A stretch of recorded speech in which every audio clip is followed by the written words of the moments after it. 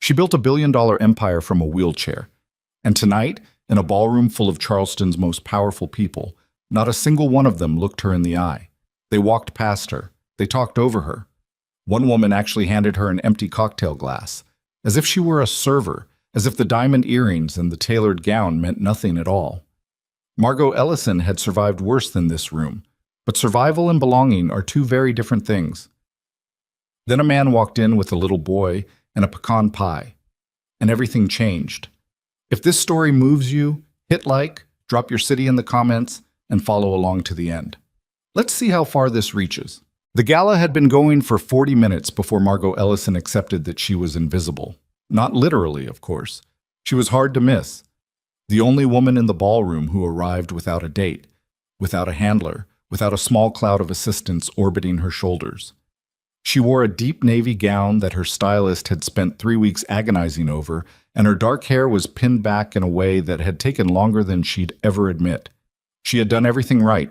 She always did everything right. But there was a difference, Margot had learned, between being noticed and being seen. The Hargrove Foundation Gala was the most prestigious charity event on the Charleston social calendar. A glittering, self-congratulatory evening where old money and new money performed generosity at each other across linen tablecloths and floral arrangements that cost more than most people's rent. Margot had attended every year for the past 6 years, since she took over as CEO of Ellison Hospitality Group at the age of 24, following her father's sudden cardiac arrest and his even more sudden attempt to sell the company before his body was cold. She had fought for that company. She was still fighting for it. But tonight, she sat at the edge of the ballroom near the tall windows overlooking the harbor, her champagne glass untouched on the high table beside her, and she watched people move around her the way water moves around a stone. It had started small. It always started small. A man she'd shaken hands with at a ribbon cutting 6 months ago walked past without recognition. That happened. She didn't expect everyone to remember her. Then a woman from the city's Chamber of Commerce made brief eye contact, smiled vaguely, and redirected her attention to someone more interesting. Fine. Then a city councilman she had personally donated $30,000 to last spring approached her table, glanced at her, and said, "Excuse me, do you know where I'd find the silent auction?" With a tone he would never have used if she'd been standing up. Margot had given him the location of the auction tables. After he left, she sat with her hands folded in her lap and said nothing for a long moment. She was 30 years old. She ran a company with properties in 11 states, a workforce of over 3,000 people, and a net revenue that had climbed every single year under her leadership. Even the year of the accident, even the year of the surgeries, even the year that had remade her entirely. She had rebuilt Ellison Hospitality from a struggling mid-tier hotel chain into something respected and formidable. She had done it mostly alone, with a board that had initially voted against her appointment and investors who had openly doubted her capacity to lead. She had proven all of them wrong. And tonight, a city councilman had asked her where the auction tables were. "Ms. Ellison?" She turned. A young woman in a headset and a laminated badge, one of the event coordinators, was hovering a few feet away with an apologetic expression. "I'm so sorry to bother you, but we're doing a quick pass through the floor for the program. We wanted to confirm the seating arrangement near the stage. We weren't sure if you'd need additional space for—" The woman gestured briefly and awkwardly in the direction of Margot's wheelchair. "We want to make sure you're comfortable." Margot studied her for a moment. The woman wasn't cruel. She was nervous, doing her job, trying to be considerate. That was almost worse somehow. The performance of accommodation that still managed to reduce Margot to a logistical problem to be solved. "I'm fine where I am," Margot said. Her voice was steady. It was always steady. "Thank you." The coordinator nodded with visible relief and retreated into the crowd. Margot picked up her champagne and took a sip that was slightly longer than necessary. She had fought this particular battle so many times that she'd stopped expecting it to end. The accident was 7 years ago. A car collision on a wet highway outside of Columbia that had taken 18 seconds to destroy the use of her legs and 3 years to accept as permanent. She didn't hide it. She had never hidden it. Her wheelchair was custom-built, low-profile, matte black with titanium-reinforced components and a turning radius that let her navigate spaces most manual chairs couldn't. She had learned to read a room from a seated position, to project authority from a vantage point that most people unconsciously read as diminished, to make her voice do the work that her posture no longer could. She was good at it. She was very good at it. But it was exhausting. The constant translation work, reading every expression, anticipating every hesitation, deciding in real time whether someone's discomfort required management or could be safely ignored. It was an invisible tax that she paid everywhere she went, and on nights like this one, inside rooms like this one, the account ran low in a way she didn't like to acknowledge. Margot set down her glass and looked out at the harbor through the tall windows. The lights of the waterfront shimmered on the water. Charleston was beautiful in the way that old, complicated cities often were, layered, preserved, performing a particular version of itself for the world, while its actual, messier history ran underneath like groundwater. She understood that kind of beauty. She had built a career on it. "You look like somebody who's doing the math on whether it's too early to leave." She turned. The man who had spoken was leaning against the wall 3 feet away, arms crossed loosely, wearing a dark jacket over a shirt that was clean but not new. He wasn't dressed poorly. He'd made an effort, but he looked like someone who had borrowed the formality for the evening and would be relieved to return it. He was a little over 6 feet, dark-haired, with the kind of build that came from actual physical work rather than a gym. There was a cut on his left hand, recently healed, and a faint indentation on his right wrist where a watch usually sat and wasn't tonight. Beside him stood a small boy, 8 or 9, with the same dark hair and a clip-on tie that was slightly crooked, who was holding a dessert plate with an expression of profound focus. Margot looked at the man.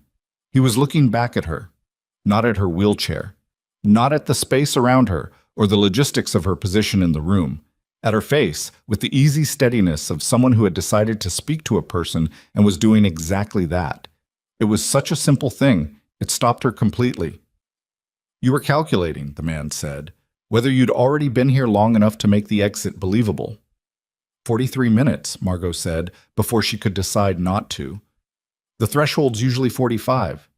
He nodded seriously. "That tracks. I've been here 20 and I'm already at the limit." "Then why are you still here?" He glanced down at the boy. "He heard there was pecan pie. I made a commitment." The boy, without looking up from his plate, confirmed, "I heard there was pecan pie." "There's pecan pie," Margot said. The boy looked up at her for the first time. He had his father's directness, the same uncomplicated attention. "It's really good," he said. "You should get some before the people over there figure out it exists." He tilted his head toward a cluster of guests near the catering table who hadn't yet discovered the dessert station. Margot glanced at the cluster, then back at the boy. "That's a reasonable concern," she said. The man uncrossed his arms and held out his hand. "Dawson Reed." She shook it. "Margot Ellison." He didn't react to the name, not the small double take she was used to, not the recalibrating pause while people matched her face to whatever they'd read about her. Either he didn't know who she was, or it didn't change anything for him. She couldn't immediately tell which. "Dawson's a name that takes some commitment," she said. "Family name. My grandmother's maiden name, technically." He said it without apology. "I've made peace with it. And he's Eli." The boy had returned to his plate. "I'm 8. I go to Beaufort Elementary, but my dad grew up here, so we came back. The tie is uncomfortable." "It's a clip-on," Dawson said. "Still uncomfortable," Eli said. Margot felt something shift in her chest, not dramatically, not in a way that announced itself. Just a small, quiet shift, like a window opening in a room that had been sealed. The last hour had been a particular kind of lonely, the kind that was worse than ordinary loneliness because it happened in the middle of a crowd, surrounded by people who were technically present and functionally absent. These two, this man and this boy, with his crooked tie and his pecan pie, were talking to her like a person. No performance, no visible management of their own discomfort, no lingering glances at the wheelchair or the careful overcorrectness that people deployed when they were trying very hard not to seem like they were noticing. They were just talking to her. "My son is about to destroy the rest of that pie," Dawson said. You could join us if you want. We found a table near the back that nobody seems to want because it's next to the service entrance, quieter. Most people wouldn't consider proximity to the service entrance a selling point, Margot said. Most people at this event are performing loudly for each other, he said. I find it restful over there. Margot looked at him. He wasn't being charming, or if he wasn't trying to be. He was just saying true things in a calm voice, which was, she had come to understand, rarer than it should be. All right, she said. The table near the service entrance was, as advertised, quieter. It was also slightly less decorated than the others. No floral centerpiece, a tablecloth that was one shade lighter than the rest, and Eli had already claimed the chair with the best sightline to the dessert station, which he'd explained was a strategic position. Margot had gotten herself a slice of the pecan pie. She did not, as a rule, eat dessert at events, because eating in a wheelchair in a public room required a particular kind of vigilance about table height and plate positioning that she found exhausting, and because people tended to watch with an attention they would never direct at an able-bodied person eating. But the pie was, as Eli had promised, genuinely good, and the table height was workable, and Dawson and his son were engaged in a low-level argument about whether seashells could be used as currency in a hypothetical small economy that was absorbing most of their attention. Scarcity matters, Dawson was saying. If seashells are everywhere on the beach, they have no value. They're not everywhere, Eli said. Some of them are really hard to find. The good ones, sure, but you're proposing using all seashells. Just the good ones. Then you need a classification system. Who decides what's good? Eli frowned. I do. That's called a monopoly. Eli considered this. Is that bad? Ask the people who have to buy your seashells. Margot had been listening to this with an expression she couldn't quite control, something between amusement and something warmer than she'd expected. He's not wrong about the classification system problem, she said. Eli turned to her with immediate interest. Do you know about monopolies? I run a company, so yes. Is it a monopoly? No, but I've been accused of trying. She paused. By people who didn't want competition. Eli accepted this with the thoroughness of a child filing information for future use. What kind of company? Hotels. Like where people sleep? Mostly, yes, and restaurants, event spaces, some retail. Eli looked at her with new assessment. So you own lots of buildings? I manage them. There's a difference. What's the difference? Margot thought about that for a second. Owning means you have the paperwork. Managing means you have the headache. Dawson made a sound that was almost a laugh, brief, involuntary, like he hadn't expected it. Margot noticed that he laughed the way some people did, like it surprised them when something was actually funny.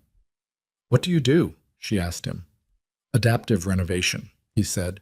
I modify buildings, homes, commercial spaces to make them accessible.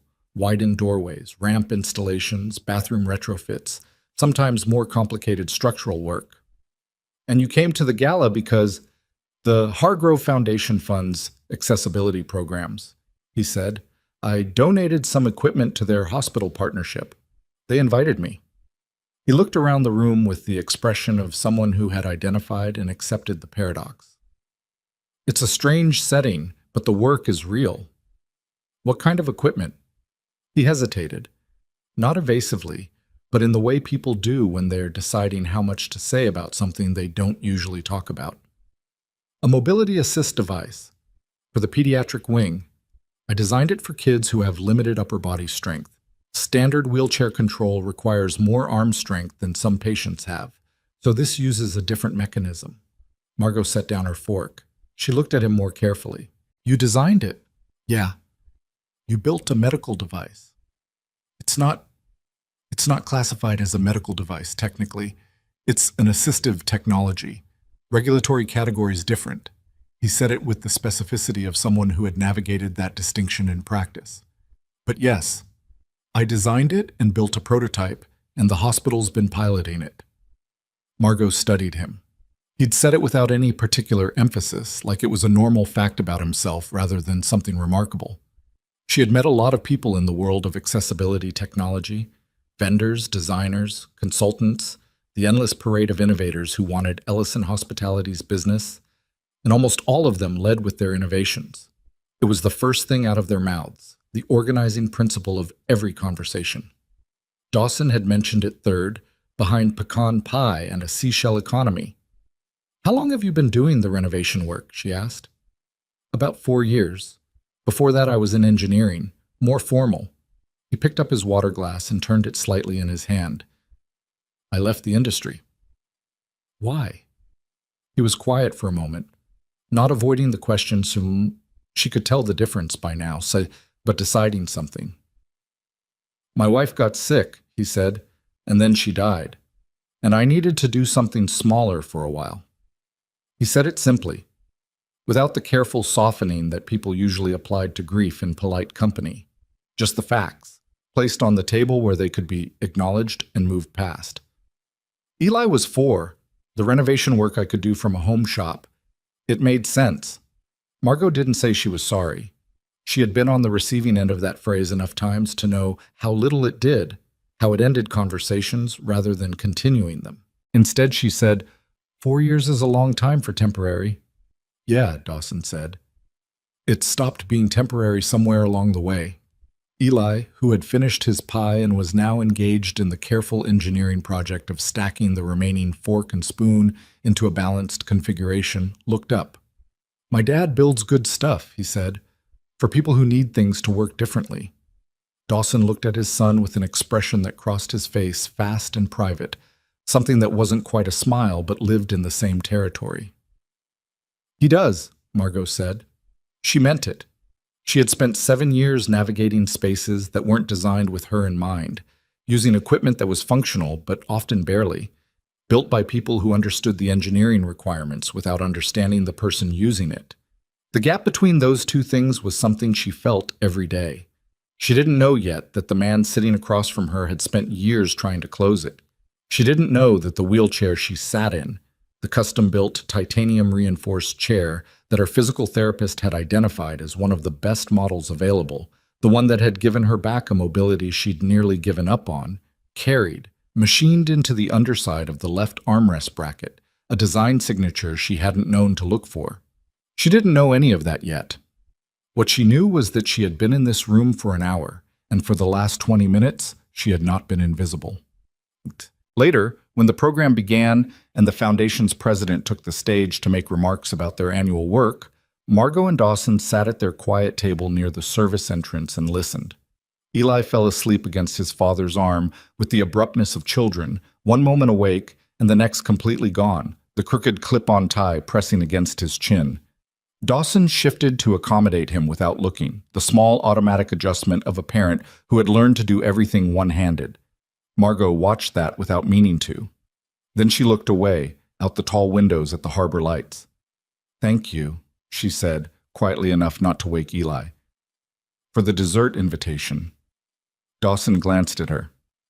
"You don't have to thank me for that." "I know." She paused. "I'm doing it anyway." He didn't make it into more than it was. That was the thing about him. He didn't reach for significance. He just accepted things at their actual size. "The Ellsworth Heritage Hotel," he said after a moment. "I saw the announcement last week. The renovation project." Margot looked at him. "I'm thinking about submitting a proposal," he said.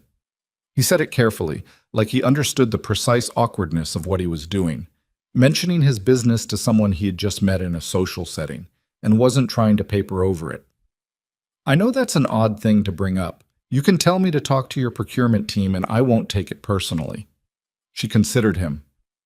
"What would your proposal look like?" He was quiet for a second, looking at his sleeping son, then at the room around them. "Different from the others you'll get," he said finally. "Most accessibility renovation proposals are about compliance, making the building meet code, getting to minimum. Mine's not about minimum." "What's it about?" He seemed to think about how to say it. "Buildings make people feel things," he said. "The way a space is laid out, where the doors are, where the bathroom is, how wide the hallways are. It communicates something to everyone who moves through it. For most people, that communication is neutral. For people who use mobility aids or who have visual impairments or who need certain accommodations, those same spaces often communicate that they weren't considered, that they're an afterthought. He paused. My proposal would be about designing a space that doesn't make anyone feel like an afterthought, not as a compliance exercise, as the actual design philosophy. The room's ambient noise filled the space between them while Margot sat with that. She had spent 7 years as an afterthought in rooms that hadn't considered her. She had built a career fighting to be something other than that. And she had never once heard a contractor describe the problem the way this man just had. Not as a regulatory challenge, not as a market opportunity, not as a sensitivity initiative, but as a question of what spaces communicate to the people inside them. Talk to my procurement team, she said. He nodded, not triumphant. And then, she said, talk to me. Eli stirred slightly, resettled, went back under. Dawson adjusted his arm again. Deal, he said. Outside the tall windows, the harbor moved quietly in the dark. The rest of the ballroom performed at each other with practiced ease. The old rituals of people who had decided what they wanted from an evening and were executing it efficiently. Margot Ellison sat at a table near the service entrance and ate pecan pie and felt, for the first time in a long time, like she was exactly where she'd meant to be. The proposal arrived in Margot's procurement inbox on a Tuesday morning, 11 days after the gala, sandwiched between a bid from a regional construction firm that had attached 37 pages of portfolio materials and a follow-up from a commercial contractor whose representative had already called her assistant twice to ask about the timeline. Dawson's submission was 14 pages. No cover letter with flattering language about the opportunity. No photographs of himself at ribbon cuttings or testimonials from satisfied clients printed in pull quote format. Just the proposal itself, clean, precise, organized in a way that suggested someone who thought in systems and communicated in the same language he built things, without waste. Margot read it on a Wednesday evening in her office on the 14th floor, after her last meeting had cleared out, and the building had gone quiet enough that she could hear the ventilation system cycling. She had poured herself half a glass of bourbon from the bottle she kept in the cabinet behind her desk, a habit she'd developed during the years when late evenings were the only hours that belonged entirely to her, and she read the proposal straight through without stopping. It was not what she'd expected. Every other bid she'd received for the Ellsworth Heritage renovation operated from the same premise. Here is the building as it exists. Here are the code requirements. Here is what we will do to bring it into compliance. Here is the cost. They were professional documents produced by competent people who understood construction and regulations and project management timelines. They were also, every one of them, proposals to do the minimum necessary to satisfy a legal threshold. Dawson's proposal didn't mention code compliance until page 9. The first 8 pages were about the building itself, the specific architecture of the Ellsworth Heritage, the way its original 1920s design had organized space according to assumptions about who would use it and how, the ways those assumptions had calcified into features that were now treated as aesthetic rather than functional, and the ways in which those features systematically excluded large categories of people without anyone having made that decision consciously or deliberately. It was the documentation of a problem that most people walked past every day without seeing it. Then, on page 9, he explained what he would do about it. Not just widen doorways and install ramps, not just meet the threshold. He proposed a wholesale reconceptualization of how the building's interior moved, the relationship between public spaces and service corridors, the positioning of elevators relative to primary entry points, the height and placement of fixtures and surfaces throughout, the acoustic design of communal areas, the lighting levels in transitional spaces. He'd drawn schematics, freehand from what she could tell, not SIAD renderings, just careful hand-drawn diagrams that mapped the building's existing flow and then showed in clean parallel lines what it could become. The handwriting in the margin notes was small and slightly left-leaning. Someone had written these in the evening, she thought. At a kitchen table, maybe. After a child went to bed, Margot sat with the proposal in her lap and her bourbon going warm in her hand and thought about the gala, about the city councilman and his empty cocktail glass, about the coordinator with her careful logistical concern, about the 43 minutes of invisibility before a man and his son sat down with pecan pie and talked to her like a person. She called her director of development the next morning and said, "The Reed proposal. Schedule him for a meeting." There was a pause on the other end of the line. The small contractor? "Margot, we've got 3 bids from firms with—" "Schedule the meeting, Claire." Dawson's workshop was on the west side of the city, in a neighborhood that had been industrial 30 years ago and was now somewhere in the uncertain middle territory between gentrification and holdout. A block of older buildings with newer coffee shops on the corners, a paint supply warehouse that had been there since the 70s sitting next to a studio that offered pottery classes. The workshop occupied the ground floor and a partial mezzanine of a building that had once been a machine shop, and it still smelled like one. Metal shavings and machine oil, and the particular dry smell of sawdust that had been present long enough to work its way into the walls. Eli left for school at 7:15. Dawson drove him, came back, made a second cup of coffee that he forgot to drink, and was at his workbench by 7:40. The workbench ran the full length of the western wall, 12 feet of solid maple that Dawson had built himself, surfaced and flattened and fitted with a row of clamps along the front edge for holding work steady. Above it, tools hung on a pegboard in an order that made immediate sense to anyone who understood how work actually happened. The things you reached for constantly were at eye level. The things you used occasionally were above. The things that required deliberate retrieval were below. There was no wasted space. There was also, Eli had pointed out on multiple occasions, no room for Eli's things, which was an ongoing negotiation. On the bench that morning was a frame, partially assembled, the main structural components clamped and drying from the previous evening's work. It was for a client in Mount Pleasant, a woman in her early 60s who'd had a stroke the previous year and was adapting her home to accommodate the changed reality of her left side. Dawson had been to the house 3 times, measured everything, talked to her physical therapist, and was building a custom grip rail system that would run through the main hallway and into the kitchen. The off-the-shelf versions available at medical supply stores were functional. They were also ugly and institutional and communicated very clearly that whoever installed them had thought about the user as a medical situation rather than a person who had to live in her own home. Dawson's version would be functional and would not look like a hospital. He had strong opinions about that distinction. He'd picked them up, those opinions, from years of watching what happened when medical equipment entered a living space and how people responded to it. The small retreating that happened when someone's home started to look like the place they'd been trying to get out of. His wife, Sarah, had told him once, during the 2nd year of her illness, that the worst part wasn't the pain or the fatigue.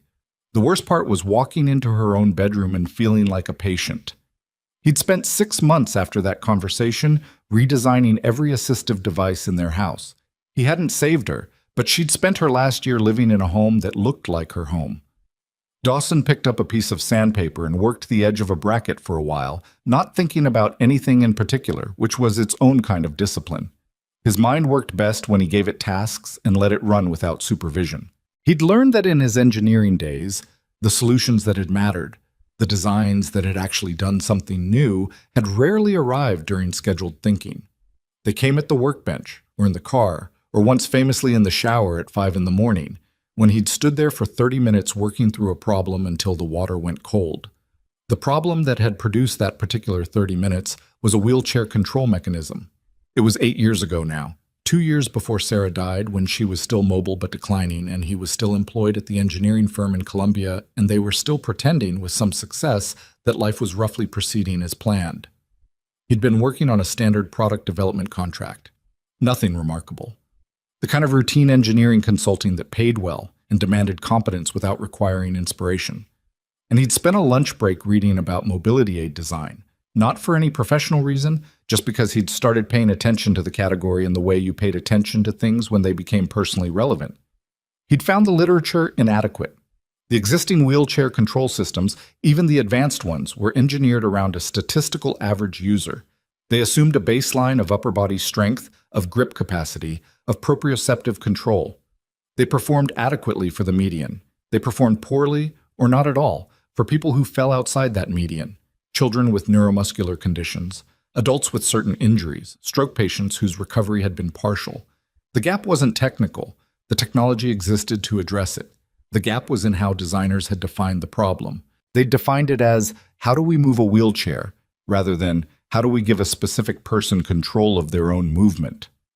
Dawson had spent the rest of that lunch break in his car, drawing on the back of a receipt. What came out of it over the following year and a half, in stolen hours and weekends, and the occasional all-nighter when Eli was small enough to sleep through anything, what eventually came out of it was a control architecture that adapted to the user instead of requiring the user to adapt to it. Adjustable resistance, variable input sensitivity. A feedback mechanism that learned from repeated use and recalibrated over time.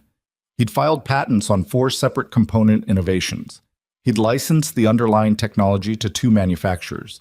He'd published exactly 1 technical paper under his own name, in a journal with a small readership, and then Sarah had died and he'd walked away from the industry with a thoroughness that, in retrospect, had probably alarmed people who knew him but had not known how to ask.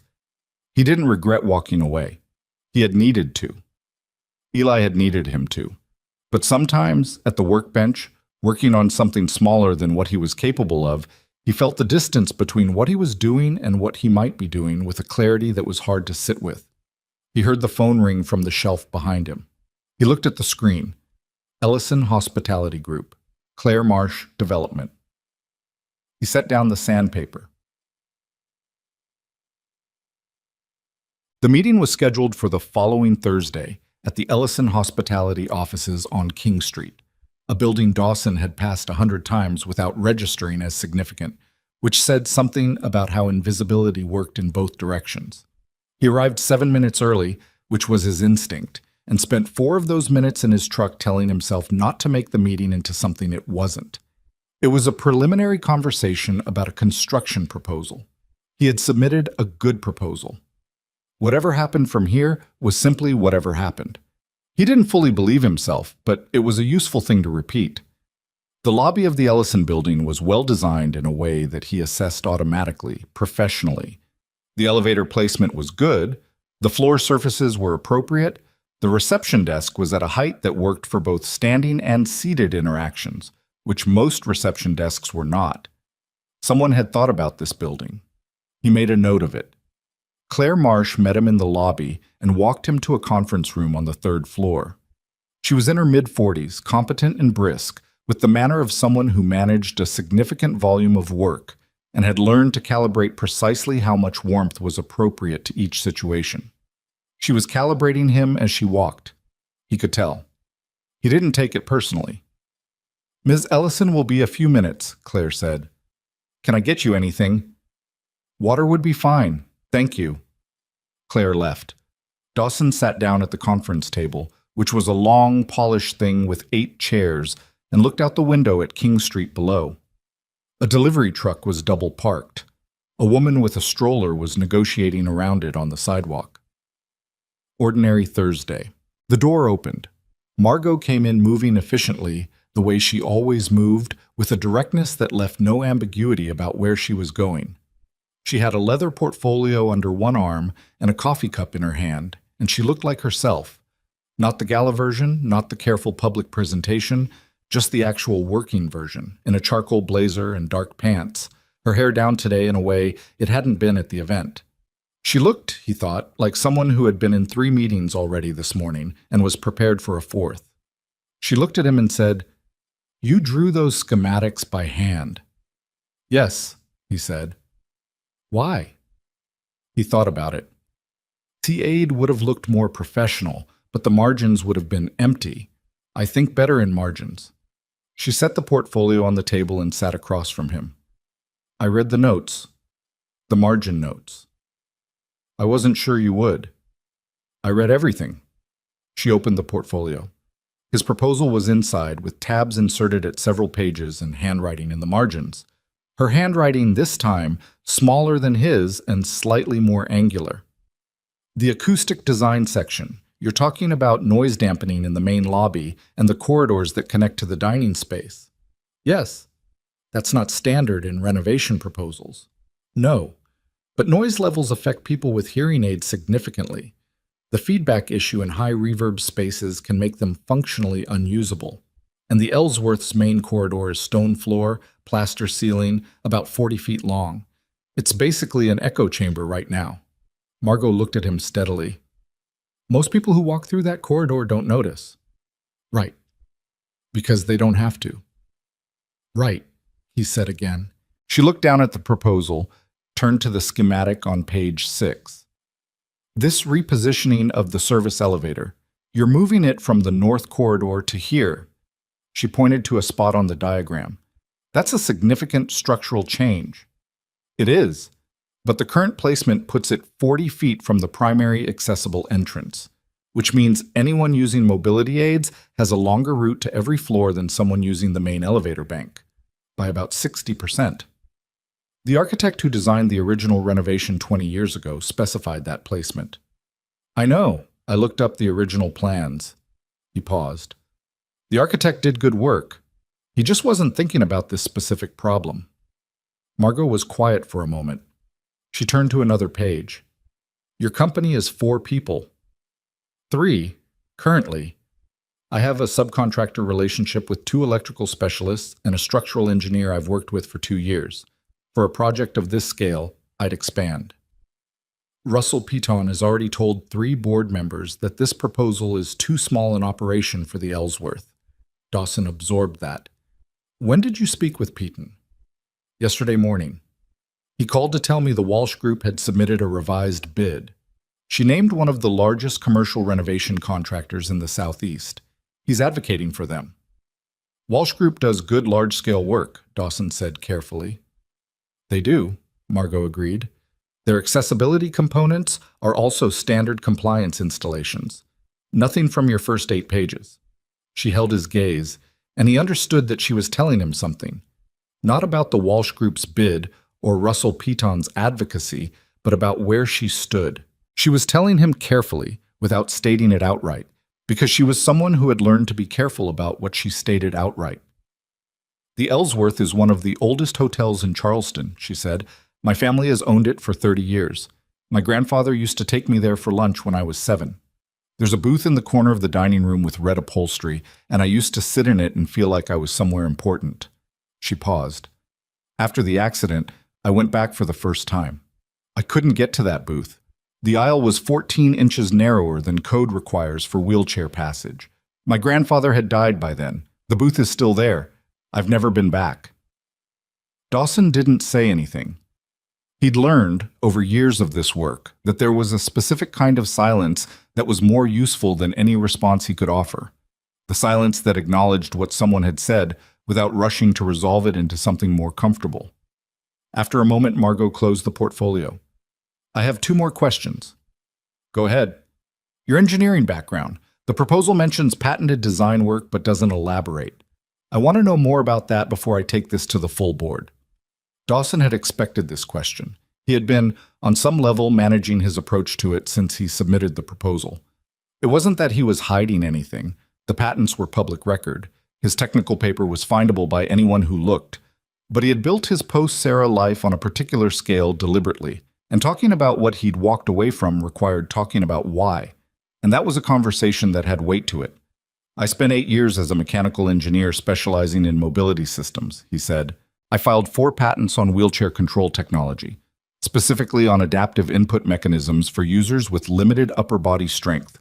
2 of those patents were licensed by manufacturers and are currently incorporated into several commercial chair models. He stopped. That's the short version. And the longer version? My wife got sick. I stepped back from the industry. The work kept going without me, which is how it's supposed to work when you file patents. He said it evenly, without dramatizing it. I don't regret leaving. I needed to be home. I needed to build something I could do with one eye on my kid. Margot looked at him with an expression he couldn't fully read, something that wasn't quite sympathy, which he appreciated, but was also not the brisk professional neutrality she'd maintained since sitting down. What's the second question? He said. At the gala, she said, you mentioned the hospital device, the pediatric mobility assist. Yes. You said you designed it for children with limited upper body strength. She looked at him. That's the same design problem you described in the patents. Yes. So you didn't fully walk away. He was quiet for a moment. No, he said. I guess I didn't. She nodded, as if that confirmed something she'd already suspected. Then she picked up the portfolio and stood. "I'll need 3 weeks to work through the board," she said. "Paton will push back. I want you to know that going in, it's not going to be a clean approval process." "I understand." "I'll need more detailed cost projections and a phased timeline. Claire can send you the format we use." "All right." She started toward the door, then stopped. "Dawson." She said it in a way that made him pay attention. "The adaptive control patents, are they publicly searchable?" "Yes." "USTPO database, filed under my name." "I'll look them up." She left. He sat in the empty conference room for a moment, looking at the King Street window, the delivery truck gone now, the sidewalk clear. He drove back to the workshop, picked up the sandpaper, and worked the bracket until it was smooth. The 3 weeks that followed had a texture Dawson recognized from certain periods of his engineering career. The waiting kind, when a design had been submitted and reviewed and the outcome was in other people's hands, and there was nothing to do but continue working and not check his phone too often. He continued working. He checked his phone more often than he'd have liked. He also, during those 3 weeks, had 4 phone conversations with Margot Ellison. The first was professional. She called to ask a clarifying question about his structural engineer's certification. He answered it. The call lasted 9 minutes. The second was also professional, mostly. She called about the cost projections he'd submitted, specifically about the elevator repositioning budget, which she thought could be tightened if they phased the structural work differently. They talked through the phasing for 20 minutes, and then she asked him how Eli was adjusting to being back in Charleston, and he said fine, mostly that Eli had found a best friend at school already, and the kid was over at their house approximately 4 days a week, and Margot said she was glad, and the call lasted 45 minutes total. The third call was not professional at all. It came on a Saturday evening. He was in the backyard with Eli, who was attempting to build a ramp for a toy car out of scrapwood, and when Dawson picked up and said hello, there was a brief pause before she said, "I'm sorry, I shouldn't call on a weekend. I just had a thought about the corridor acoustic issue, and..." "It's fine," he said. "We're in the backyard." "Eli's home?" "He's attempting structural engineering. It's not going well." In the background, there was the sound of a small crash, and Eli saying, "That's okay," to himself in the optimistic tone of someone reassessing. Margot laughed. It was a real laugh, not the polished social one he'd heard at the gala, but the involuntary kind, which sounded different. "Okay," she said. "The acoustic thought can wait." "No, tell me." "What's the thought?" She told him. It was a good thought. She'd been reading about perforated wall panels used in museum design to manage reverb in stone corridors, and wondered if the same approach could work in the Ellsworth's main hall without disrupting the historic character of the space.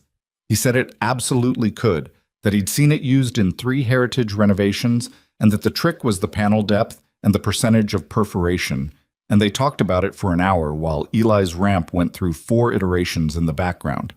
The 4th call was on a Tuesday night, late. He almost didn't answer. "I told the board today," she said. "Formally, in the meeting, I presented your proposal and recommended approval." "How did Piton react?" "About how I expected." A pause.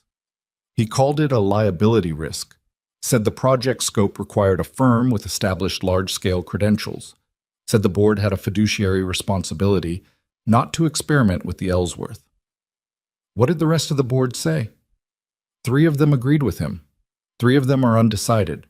4 of them are with me, provisionally." She paused again. "It's not over."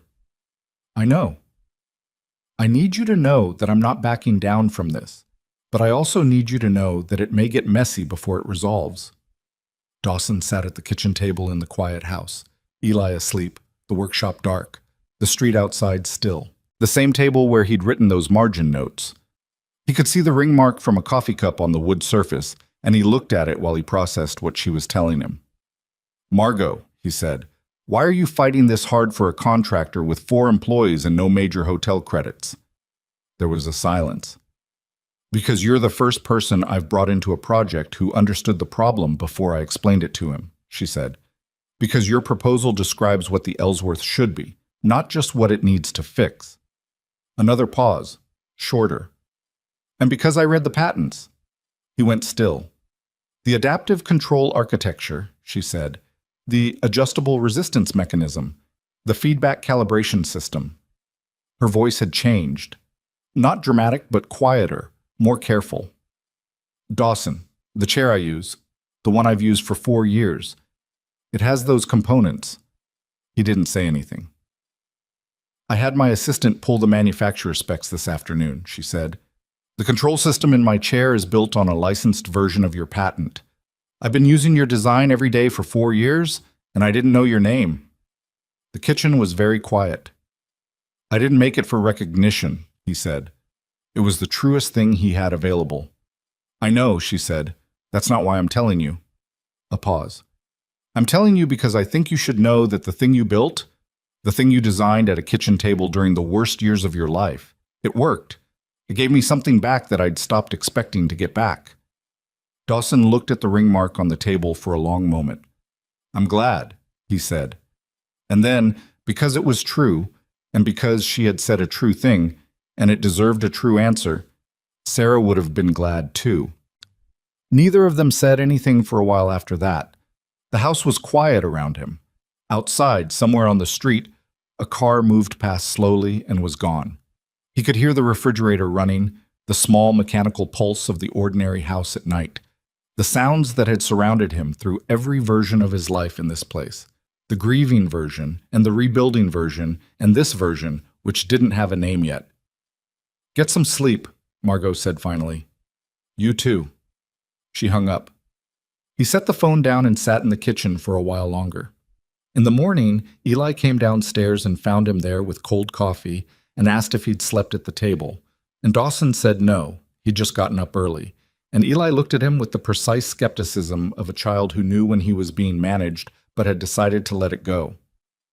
Is the hotel thing going to work out? Eli asked, pouring cereal. I don't know yet. Do you want it to? Dawson looked at his son.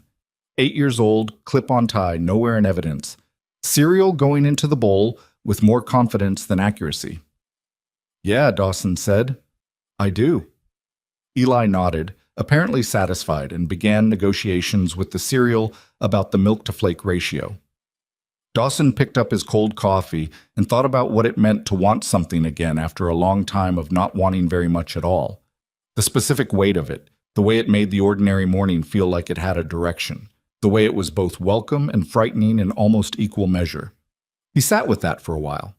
Then he picked up the phone and started working out the revised elevator phasing with numbers that were tighter and better and true. The board approved a provisional start on a 4-to-1 margin with 3 abstentions on a Thursday afternoon in November, which was not the clean victory Margot had wanted, but was the only kind available. She called Dawson from her car in the parking garage beneath the Ellison building, still in the blazer she'd worn to the meeting, the engine running, and the call connected before she'd fully decided what she was going to say. It passed, she said when he picked up. A pause. Provisionally? Provisionally. Patan got the abstentions. He's not done. She looked at the concrete pillar in front of her car. But you can start the preliminary site assessments. I want the Ellsworth walkthrough scheduled before the end of the month. I can do next Tuesday. I'll meet you there. Another pause, this one different, shorter, warmer at the edges. You don't have to be there for a walkthrough, Margot. I know, she said. I want to see it through your eyes first. She heard him absorb that. Okay, he said. Tuesday. She hung up and sat in the parking garage for another minute before driving home. The vote had been harder than she'd let show in the room.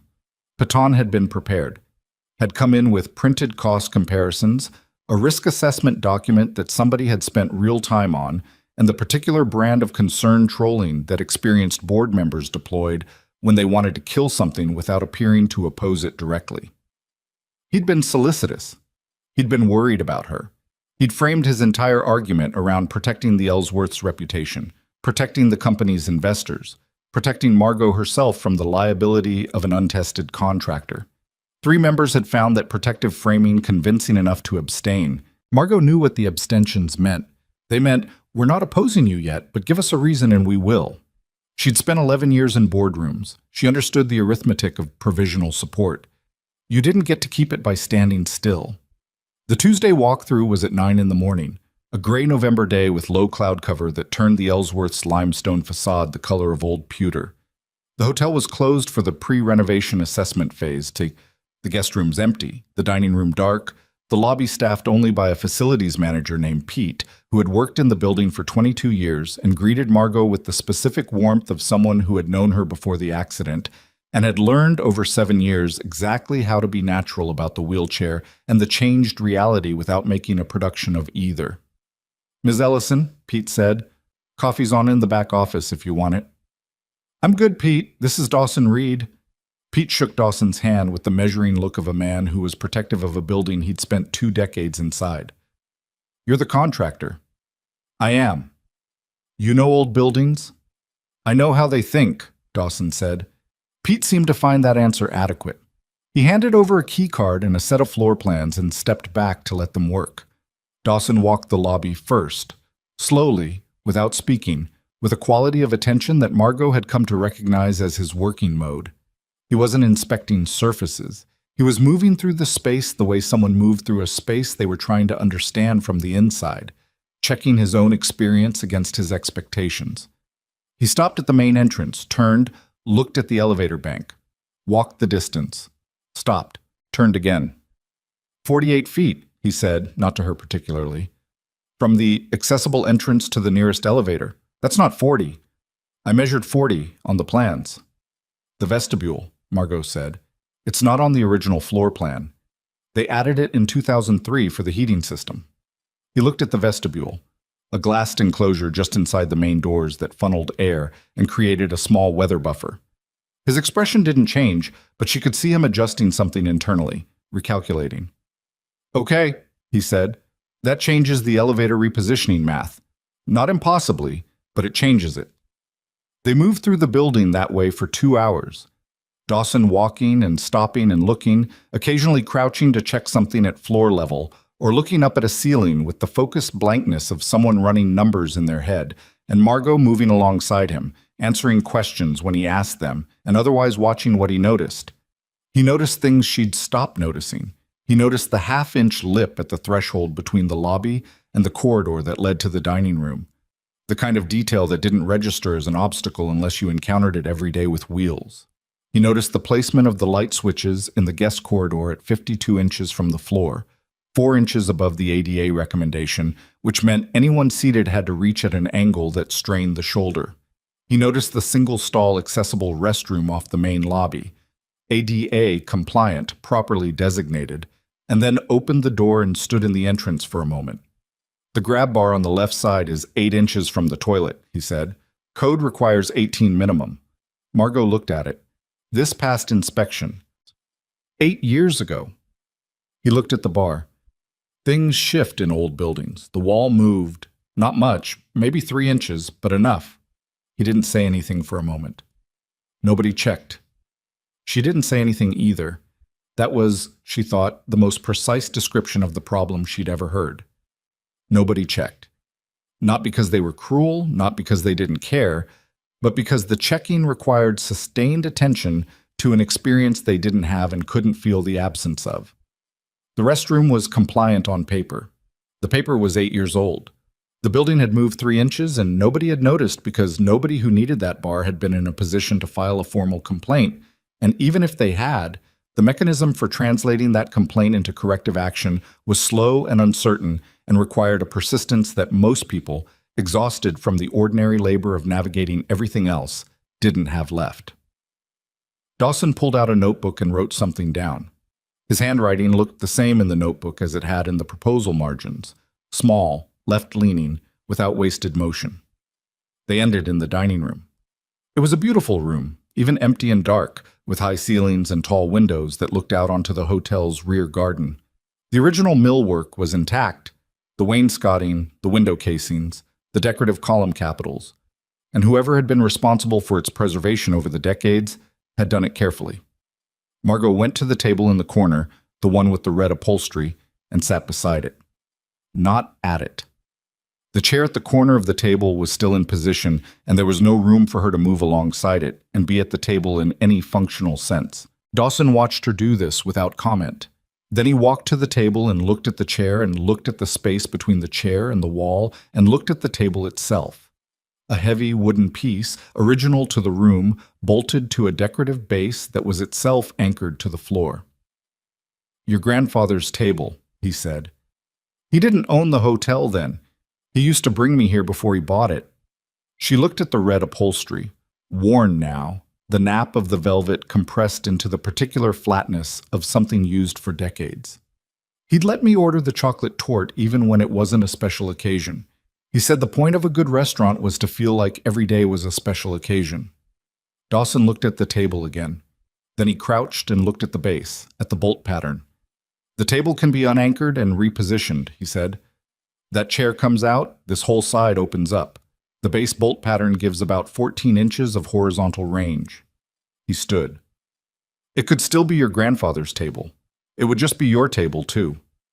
Margot looked at the space where the chair had been, the space that would open up if the chair were removed and the table repositioned. The math of it was straightforward. The bolt pattern, the 14 inches, the resulting clearance. It was not a complicated problem. It had never been a complicated problem. Nobody had looked at it that way before. She didn't say anything for a moment because she didn't trust what her voice was going to do, and she had a strict policy about that in professional settings.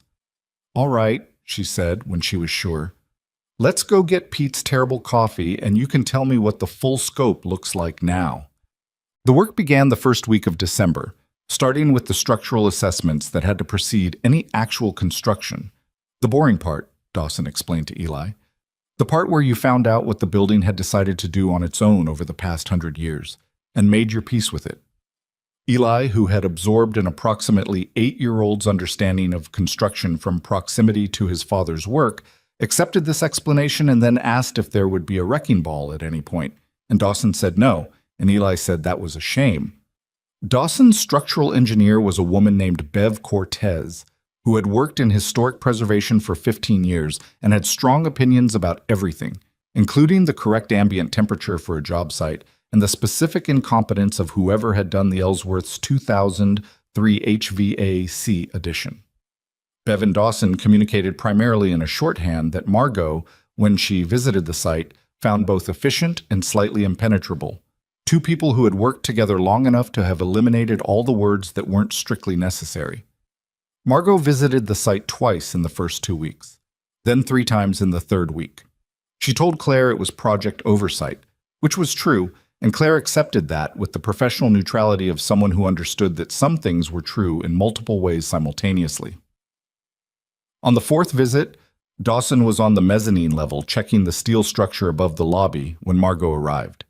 He came down when Pete told him she was there, and he had plaster dust on his jacket and a pencil behind his ear that he seemed unaware of, and he shook her hand and then looked at the pencil when she glanced at it and put it in his pocket. "Bev found a problem," he said, without preamble. "What kind of problem?" "The north load-bearing wall in the corridor has a crack pattern that suggests settling. Not recent, probably 20 years or more, but it changes what we can do with the elevator shaft repositioning. We may need to work around it rather than through it." "Which means?"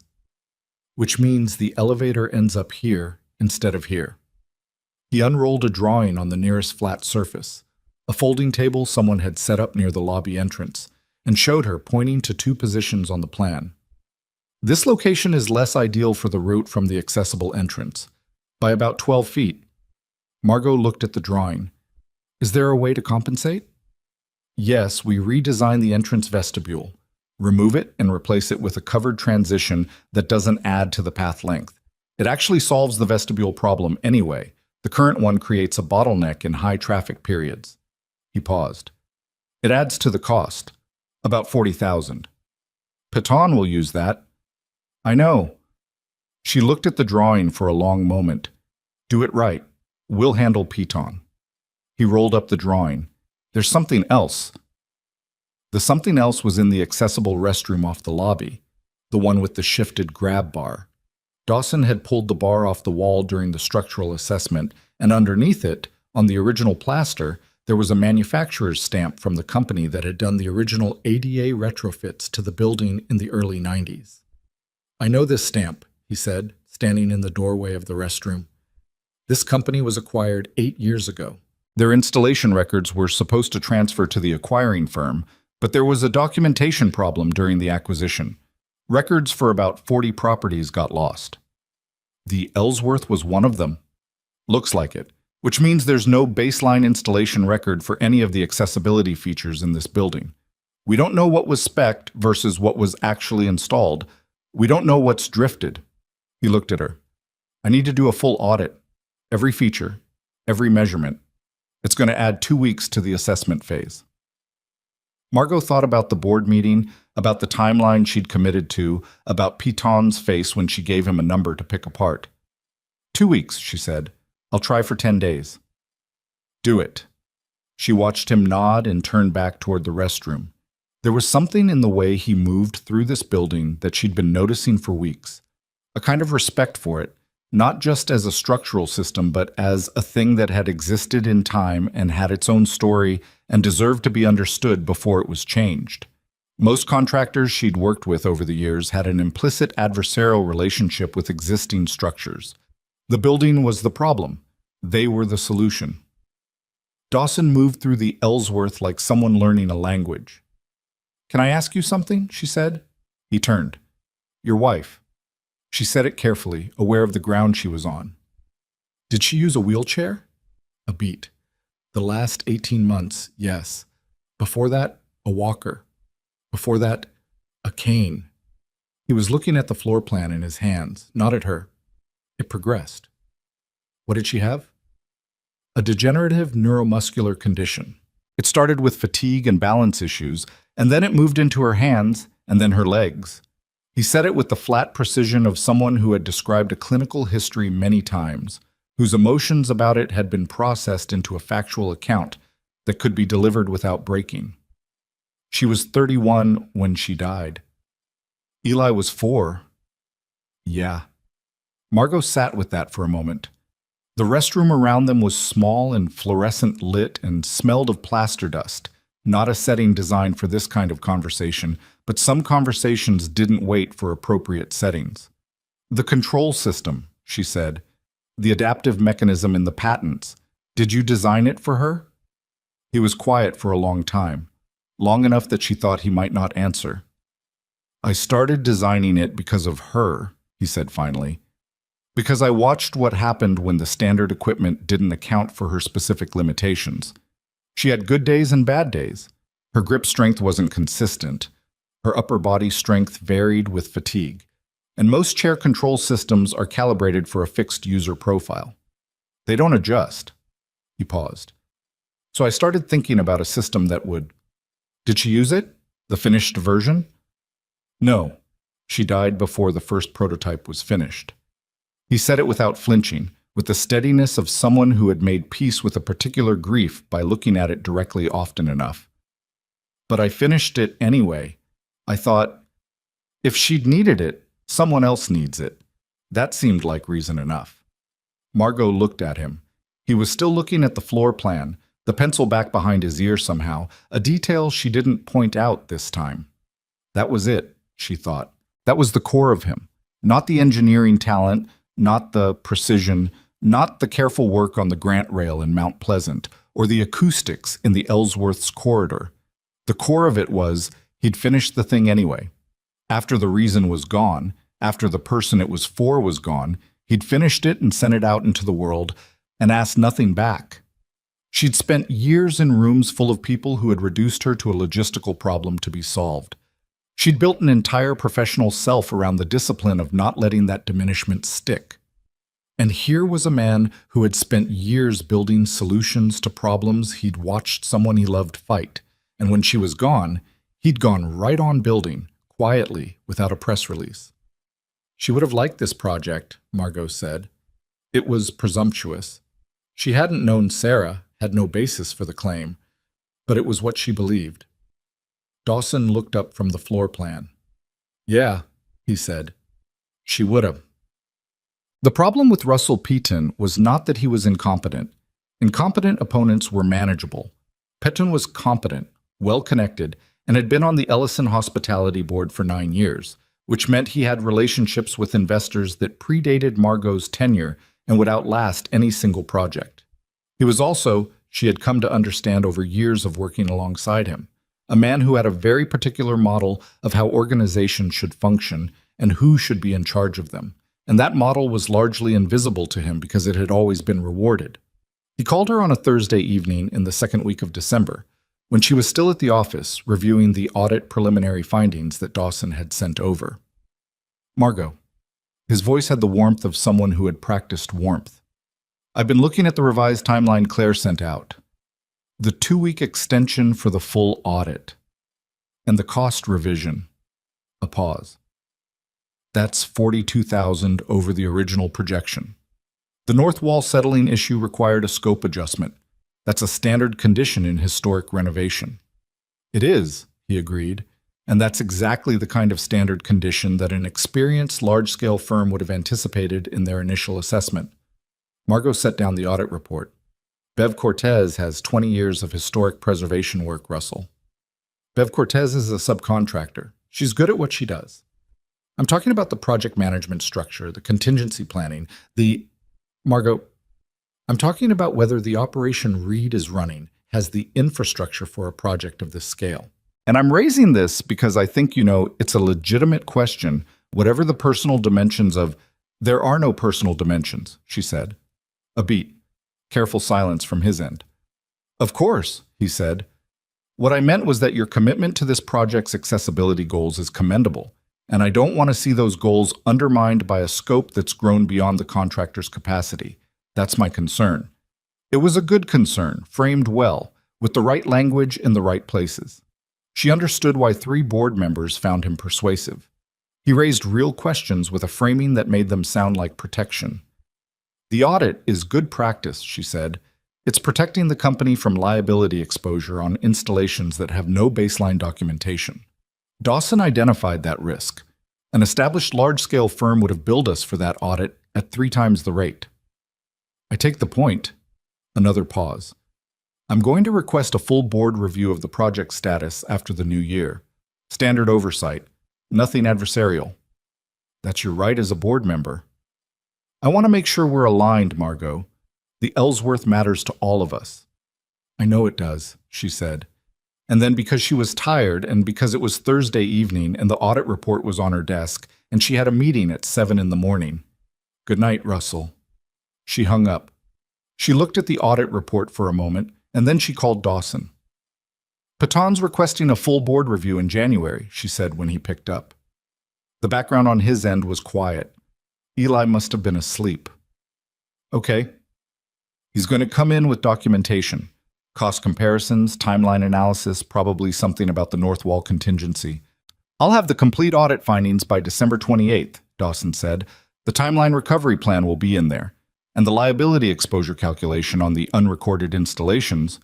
When the board sees what we found, the audit cost looks different. It's not just about the numbers with Piton. I know. A pause. What is it about? She thought about how to answer that honestly. He doesn't think you belong at this table, she said. Not because of your work, because of what he thinks your work represents about how I'm running this company. Silence on his end. He thinks you're a project I chose for the wrong reasons, she said. He'll make that argument in the room without ever stating it directly. What's his evidence? That I met you at a gala, that your company is small, that I've been present at the site more than the project strictly requires. She said it evenly. She was not going to be anything other than direct about this. He'll say it looks like I've let a personal relationship affect a professional decision. Another pause, longer this time. When Dawson spoke again, his voice was careful. Has it? She considered the question seriously because it deserved a serious answer. I chose your proposal because it was the best proposal, she said. The fact that I like you and respect your work is not separate from that judgment. It's part of how I made it. She paused. I'm not going to pretend those things are separate when they're not. What I'm saying is that when Piton raises it in the room, I need the work to speak loudly enough that the insinuation doesn't land. Understood, he said. The work will be there. She believed him. That was the strange thing. She believed him without reservation, which was not how she usually operated, and she was aware enough of that fact to sit with it sometimes in the evenings when the office was quiet and the day had gone long. The last week before the holiday break, Dawson brought Eli to the site on a Saturday when the building was otherwise empty. Margot was there reviewing the audit documentation with Pete, and she looked up to see Eli Reed in the lobby of the Ellsworth Heritage Hotel wearing a hard hat that was too large for him and an expression of profound satisfaction. "Dad said I could come if I was careful," Eli announced to the lobby generally. "You can be careful from over here," Dawson said, steering him away from the section of flooring near the restroom where the plasterwork had been opened. Eli looked at the lobby with the assessing gaze of someone taking inventory. He walked to the window and looked out at the winter garden, bare-treed and gray in December. And then he walked to the corner of the lobby near the old elevator bank and looked up at the ceiling height. "It's big," he said. "It is," Margot agreed. She'd moved alongside him without thinking about it. Eli looked at her. He had, she had come to understand, absolutely none of the ambient social discomfort around her wheelchair that most adults carried. It had been present when they'd met at the gala, and it was still absent now, which suggested it wasn't politeness, but simply the absence of whatever adults had learned to be awkward about. He looked at her the same way he looked at everything, directly, with interest, without complication. "Are you going to fix it?" he asked. "Your dad is." Eli looked at his father, who was talking to Pete near the corridor entrance. "He'll fix it good," he said, with the confidence of someone who had watched this particular person work for 8 years. "He fixed our whole house after Mom got sick, made everything different so it worked for her." Margot looked at the boy. "Did it help?"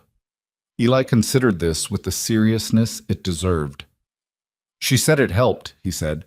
"She said our house felt like her house again." He looked at the lobby. "Dad says that's the whole point, that places should feel like they belong to you." Margot sat in the quiet lobby of the Ellsworth Heritage Hotel and looked at the bare December garden through the old windows and thought about the booth in the corner with the red velvet upholstery and what it had meant to her grandfather to bring her there, and what it had meant to her when the aisle became 14 inches too narrow, and what it was going to mean when the table was unanchored and repositioned and the clearance was right and the booth was her booth again. Places should feel like they belong to you. An 8-year-old had just said the thing she'd spent 7 years trying to explain to boardrooms. Dawson walked back over. He looked at her, then at Eli. "What are you two discussing?"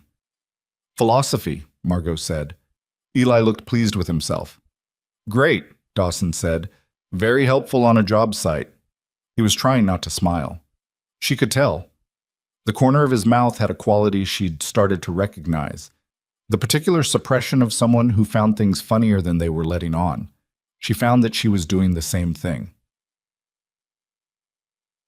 The last Tuesday before Christmas, she got to the site at 8 and found Dawson already there, standing in the middle of the lobby with a cup of coffee and the audit report and an expression that she had not seen on him before.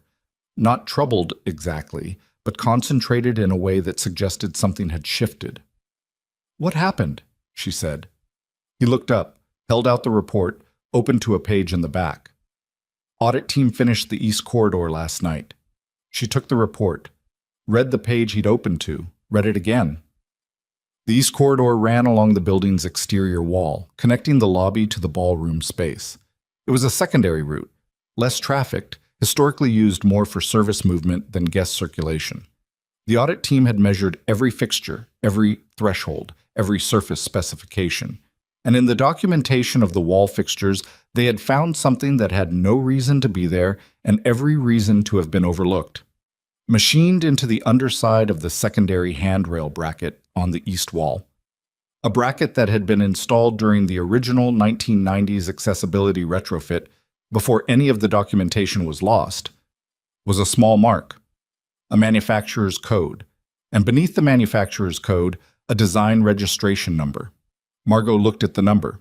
She had looked up USPTO filings twice in the past 2 months. She knew the patent registration numbers that belonged to Dawson Reed the way she knew the Ellsworth's floor plan now. Not consciously memorized, but present, retrievable. The number on the bracket was his, not the wheelchair control system. Something earlier, a pre-patent design registration for a grip rail mounting architecture, filed 9 years ago, which had been the basis for the manufacturer's standard bracket design that had been installed throughout accessible retrofits across hundreds of properties in the Southeast. Dawson hadn't installed this bracket. He hadn't been anywhere near this building 9 years ago, but the component that held this handrail to this wall had been manufactured to a specification that originated in his work, filed before Sarah died, before he left the industry, before the workshop and the quiet life and the 4 employees, and the Saturday with Eli and the 2 large hard hat. He had been in this building the whole time, in the walls, in the hardware, in the things that made it possible for people to move through it.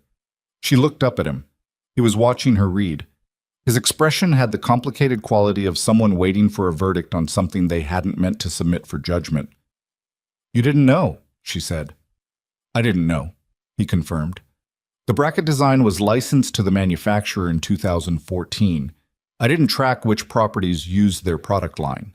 He paused. "I've been standing in this lobby for 6 weeks not knowing that the handrail down the hall was built on something I drew on a receipt." Margot looked at the report, then at the corridor where the east handrail ran its modest, unannounced length along the wall. "Dawson," she said. "Yeah. This doesn't leave this room until I decide how to use it." He looked at her steadily. "Okay.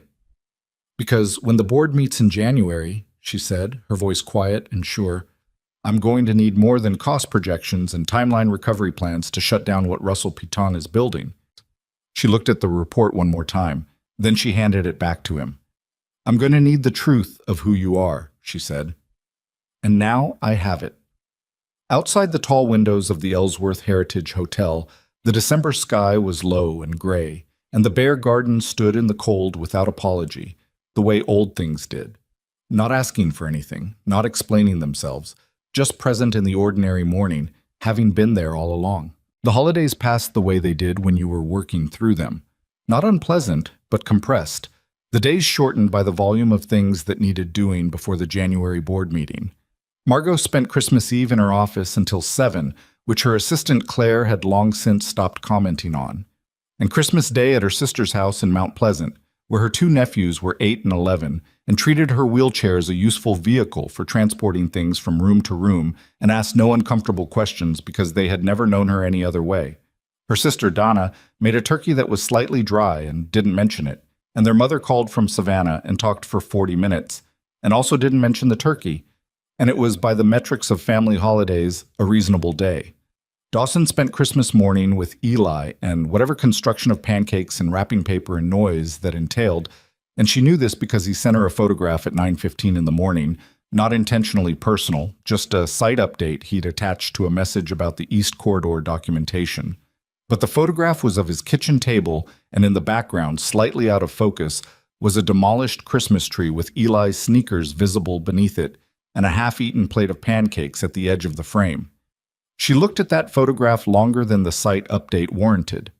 She did not examine that fact too closely. The 2 weeks between Christmas and the board meeting were the kind of weeks that felt both too long and not long enough. Dawson finished the audit on December 28th as promised, and sent her a 112-page document that was meticulous and clear and devastating in what it revealed about the history of deferred attention in the Ellsworth's accessibility infrastructure. She read it twice. Then she called her attorney, a woman named Frances Hooper, who had been handling Ellison Hospitality's legal work for 12 years and who had the specific quality of being smarter than she appeared in the first 5 minutes of any conversation. "The Walsh Group bid," Margot said. "I need you to look at something." Frances looked at something. It took her 4 days. On January 3rd, she called back. "You have a problem," Frances said, "and also the solution to your problem, which is convenient." What Frances had found, working from the audit documentation, the Walsh Group's submitted bid, and the public patent registry that Margot had pointed her toward, was a discrepancy in the Walsh Group's accessibility specification package. Their bid included detailed specifications for a grip rail mounting system to be installed throughout the Ellsworth's renovated corridors. The specifications were precise: component dimensions, load ratings, installation depth, mounting architecture. They were also, with a specificity that went well beyond coincidence, identical to the technical parameters of Dawson's 2014 design registration in 7 of 9 measurable characteristics. The Walsh Group had not licensed that design. "How did they get it?" Margot said. "The manufacturer your East Corridor bracket came from, the one that licensed Reed's original design. They were acquired 4 years ago. The acquiring company had a data management problem during the transition. Some proprietary design specifications leaked into non-licensed distribution channels." Francis paused. "It's a known issue in the industry. There have been 2 prior infringement cases involving the same acquisition, both settled. Can we prove the Walsh Group used leaked specifications? We can prove their submission matches a registered design they have no license for. That's enough to make the conversation very uncomfortable for them." Another pause. "It also means that if the board had approved the Walsh Group bid and they'd installed that system, Ellison Hospitality would have been the site of an infringement. Your company would have had exposure." Margot sat with that for a moment. She thought about Piton's risk assessment document, his careful concern for the company's liability, his protective framing around fiduciary responsibility. She thought about how thoroughly and specifically that protection had been pointed in the wrong direction. "Francis," she said, "I want this documented for the board meeting, all of it. The infringement analysis, the liability exposure, the licensing gap. I'll have it ready by the 8th. I need it by the 7th. I'll have it ready by the 7th. Margot hung up and sat in the January quiet of her office and looked at the harbor through the window, the water gray and flat in the winter light. She had spent 11 years in boardrooms watching people build cases with the materials available to them. She had learned that the strongest cases were not the ones constructed most aggressively, but the ones where the evidence did the work, and you simply gave it room to be seen. She had the evidence. She called Dawson. "I need you to be in the boardroom on January 9th, she said. A pause. "The board meeting." "Yes." "Margot." He stopped, started again. "I'm a contractor. I'm not a board participant. Bringing me into the meeting looks like—" "I know what it looks like," she said, "and I know what it is, which is different. You are the project lead on the Ellsworth renovation. When a board reviews a project, the project lead presents. That's standard. Piton will use it. Piton is going to have other things to manage by the time I'm done." She paused. "I need you there, Dawson, not to defend yourself, to be yourself. There's a difference." Silence on his end. She waited because she'd learned that he needed more processing time than most people, and that the time was worth giving. "Okay," he said. "Bring the full audit, the timeline recovery, the cost analysis." "I'll bring everything. One more thing," she said. "The patent documents, the 2014 design registration, and the 4 wheelchair control patents. Bring printed copies." Another pause, this one different in quality. She could feel him understanding why. "You found something," he said. "Francis found something," she said. "We'll talk about it before the meeting." Musset. She met him the morning of January 7th in her office, 2 days before the board convened. He came in with a document folder under his arm and the look of someone who had slept adequately but not well, which was more honest than fine would have been. She walked him through what Francis had found. He sat across her desk and read the infringement analysis with the focus of an engineer reading a technical document. No reaction on his face while he was reading, processing happening somewhere internal. The conclusions held until the full picture was assembled. When he finished, he set the document down. "They didn't do it maliciously," he said. "The Walsh Group. The leaked specifications. They probably received them through a vendor who got them through the acquisition data problem. They may not even know." "That may be true," Margot said. "It doesn't change the liability analysis." "No." He was quiet for a moment. "This is going to be uncomfortable for them." "Yes." "You're going to use it in the board meeting." "I'm going to make the board aware of the situation," she said, "which is my obligation as CEO. What the board does with that information is their decision." He looked at her with the expression he used when he thought she was being technically accurate in a way that obscured something. She held the expression without flinching because she was being technically accurate and she was also being honest, and those two things were not in conflict. "You could have just fired me," he said, "after the North Wall contingency and the cost revision and the 2-week extension. You had cover. Piton handed you an exit." "I know. Why didn't you take it?"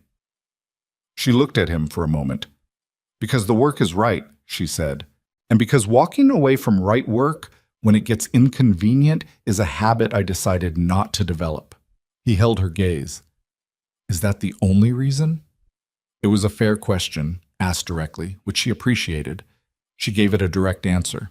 "No," she said, "but it's the professional reason, and this is a professional context, so that's the answer for now." He accepted that with a nod that was not quite a smile. "The patents," she said, moving on.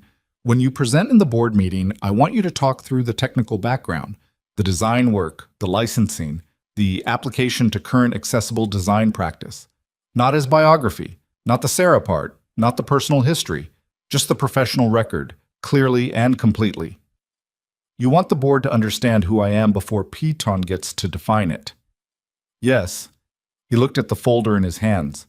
"I spent a long time not wanting anyone to know who I was professionally," he said. It wasn't a complaint, just an observation. The same honest accounting he applied to most things. "I walked away from that world deliberately." "I know. And now you're asking me to walk back in." She thought about that, about the workshop on the west side of the city, the maple workbench and the pegboard tools, the life he had built to the exact scale that he could manage while raising a child alone and carrying what he was carrying. About the phone call on a Tuesday night when she'd said, "Your design gave me something back that I'd stopped expecting," and he'd said, "I'm glad," in a voice that was mostly steady. "I'm asking you to let people see what you've actually done," she said. "You don't have to want fame from it. You don't have to want anything to change. But the work exists, and it deserves to be known. And the people in that room are making decisions that will affect a lot of other people who need what you know how to build." She paused. "So yes, I'm asking." He was quiet for a long time. "I'll be there," he said. The board meeting was at 10 in the morning in the conference room on the 15th floor, the formal one used for full sessions, larger than the third-floor room where Dawson had first presented, with a longer table and a credenza along the wall, and a view of the harbor that Margot usually found useful for the brief moments when she needed to look away from someone's face without appearing to. There were 12 people in the room, the 8 voting board members, Frances Hooper and her associate at the far end as legal counsel, Claire Marsh with the meeting documentation, and Dawson, who sat at the presenter's position near the screen with his document folder and a composure that Margot assessed as genuine rather than performed. He had worn a different jacket than the Gala one, a darker charcoal, properly fitted. And there was no pencil behind his ear, which she noted. Russell Piton arrived 2 minutes before the meeting started, which was his custom, the timing of a man who had decided that not being early was a form of authority. He nodded at Margot with the careful warmth he always deployed, acknowledged Dawson with a look that was brief and correctly polite, and took his seat at the middle of the table. Margot called the meeting to order. She opened with the audit findings. 30 minutes of precise documented presentation, the unrecorded installation history, the measurement deviations, the grip bar displacement in the main restroom, the accumulated picture of a building that had been maintained competently and assessed inadequately for 3 decades. She presented it without editorializing, just the findings and their implications, and she watched the board absorb it. 3 of the previously abstaining members were paying the kind of attention that meant they hadn't expected this level of detail. Piton listened with his hands folded and his expression neutral. When she finished the audit summary, she said, "I'd like to introduce the project lead to present the renovation plan and timeline recovery." Dawson stood. He didn't begin with context or preamble. He opened the folder, placed the first document on the table, and started where the work started, with the building. The same way he'd walked through it with Margot in November. What the Ellsworth was, what it had decided to do on its own over 100 years, and what could be done about it with precision and care. He was not a natural presenter in the performative sense. He didn't have the polish of someone who had done keynotes and industry panels, but he had something more useful in a boardroom, which was the specific authority of someone who understood the thing they were talking about completely and didn't need language to compensate for the gap. He walked them through the structural findings, the elevator repositioning revision, the acoustic design, the phase timeline with the recovery plan that absorbed the 2-week audit extension without pushing the final completion date. When he got to the cost revision, he didn't minimize it. The contingency on the north wall adds $42,000 to the original projection, he said. That's real money. Here's what it buys you. He placed the liability analysis on the table. Francis had prepared a version he could present without the attorney-client framing, and walked through the unrecorded installation exposure, the dollar value of the liability that the audit had identified and the renovation would resolve. The liability number was larger than the contingency by a factor of 6. Several board members were looking at the documents with expressions that had shifted from the polite attention of people fulfilling an obligation to the focused attention of people who had found something that mattered. Patton spoke. "The audit is valuable," he said. His tone was measured, giving ground carefully. "Nobody disputes that. The liability question is legitimate, and I want to look at Francis's analysis in more detail before the vote." He paused, which was where his real argument lived. "My concern remains at the project management level. Mr. Reed's firm has 3 employees and no major hotel renovation credits. The Ellsworth is a flagship property. I think we owe it to our investors to ask whether the scale matches." He said it perfectly. No personal attack, no visible bias, just the reasonable concern of a responsible board member asking a fair question. Margot said, "I'd like to address that." She placed the patent documents on the table. Francis's analysis of the Walsh Group infringement was behind them, but she started with the patents. "The board approved this project based on a proposal that I represented as technically sophisticated and professionally credentialed," she said. "I want to be precise about what that means. Dawson Reed holds 4 patents on adaptive wheelchair control architecture. 2 of those patents are licensed to manufacturers whose products are currently in use by tens of thousands of people. He published peer-reviewed work on mobility system design. He is, by any professional measure, one of the more significant figures in accessibility engineering of the past decade, a fact that is invisible in his current professional presentation because he chose to leave the industry for personal reasons and has not sought recognition for work he did primarily because it needed doing." The room was quiet. Patton looked at the documents. His expression had shifted in a way she recognized.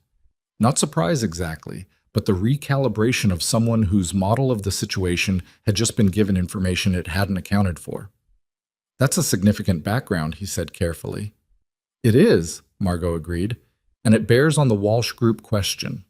She nodded to Francis, who distributed the infringement analysis. "The competing bid that you've been advocating for, Russell, contains specifications for a grip rail mounting system that derives from a 2014 design registration filed by Dawson Reed. The Walsh Group does not hold a license for that design. Francis can walk us through the technical and legal particulars." Francis did. It took 12 minutes. When she finished, the room had a different quality. The silence of people recalculating in real time. One of the previously abstaining members, a woman named Helen Briggs, who had been on the board for 6 years and had a background in corporate risk, was looking at the infringement document with the focused expression of someone who had just found out the road they were about to drive on was unsafe. "If we had approved the Walsh Group bid," Helen said slowly, "and the installation proceeded on the unlicensed specification, Ellison Hospitality would have been party to an infringement on a registered design," Francis confirmed. "The liability would have attached to the property, not the contractor."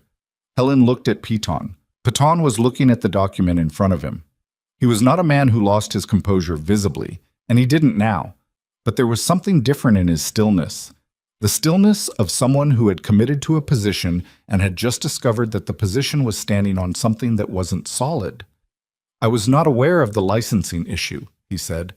His voice was even. "I know," Margot said. She said it without edge. "Neither was I until Francis found it. Neither was the Walsh Group in all likelihood. That's not the point.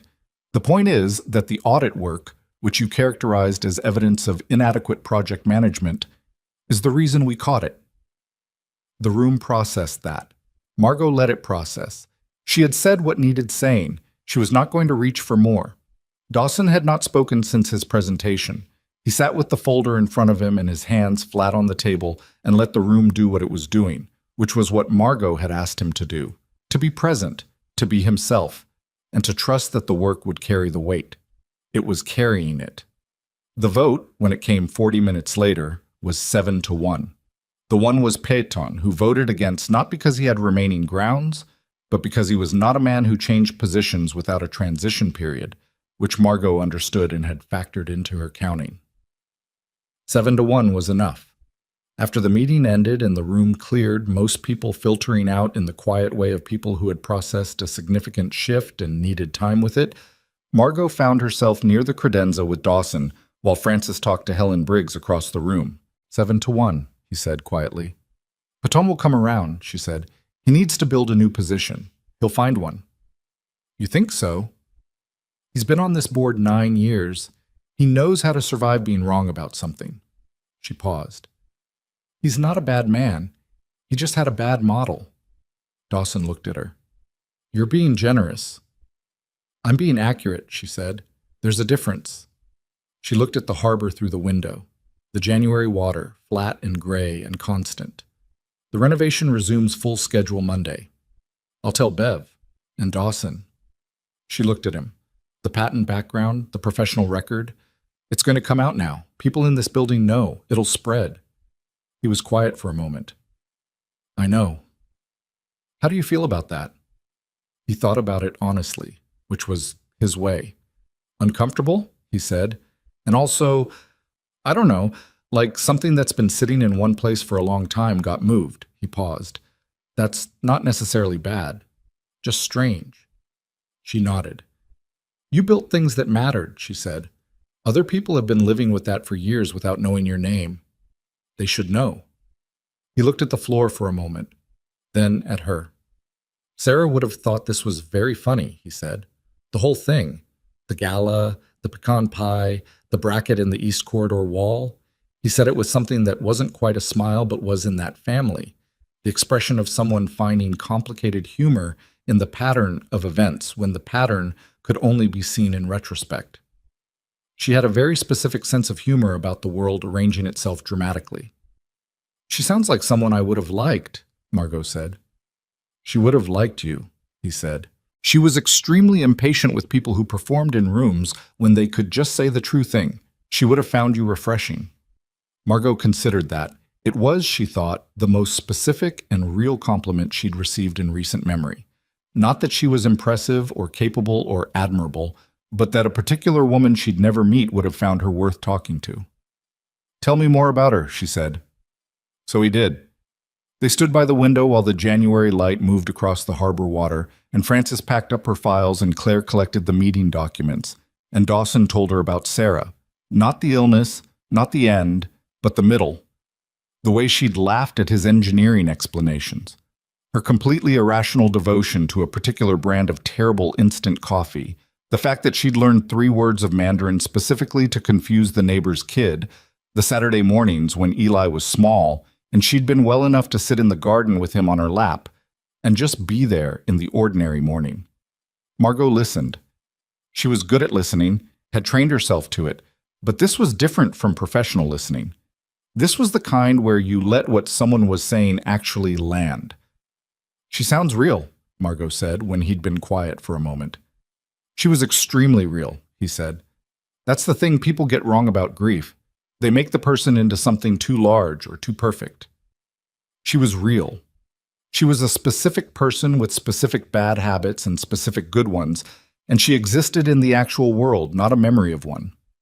Margot thought about her grandfather in the corner booth, the chocolate torte on a Tuesday afternoon, the specific scratch of his voice when he laughed, the way memory could flatten people into symbols of themselves if you weren't careful. Yes, she said.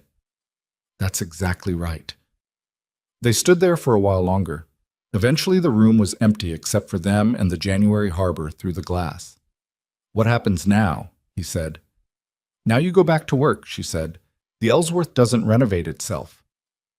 I mean, he stopped. She waited. I mean between meetings, he said. When you're not my client and I'm not your contractor. I mean, the phone calls on Tuesday nights and the Saturday at the site and the conversation that started at a table near the service entrance over pecan pie. He said it carefully, without drama, but directly. I'm asking what we're doing. She looked at him. She had known this question was coming in the way you knew certain weather was coming, not precisely when, but with the certainty that the conditions were right. She had been thinking about her answer for some time, which meant she had an answer, though the answer was not uncomplicated. I don't know yet, she said. It was true. I know that whatever it is, it has to survive the project.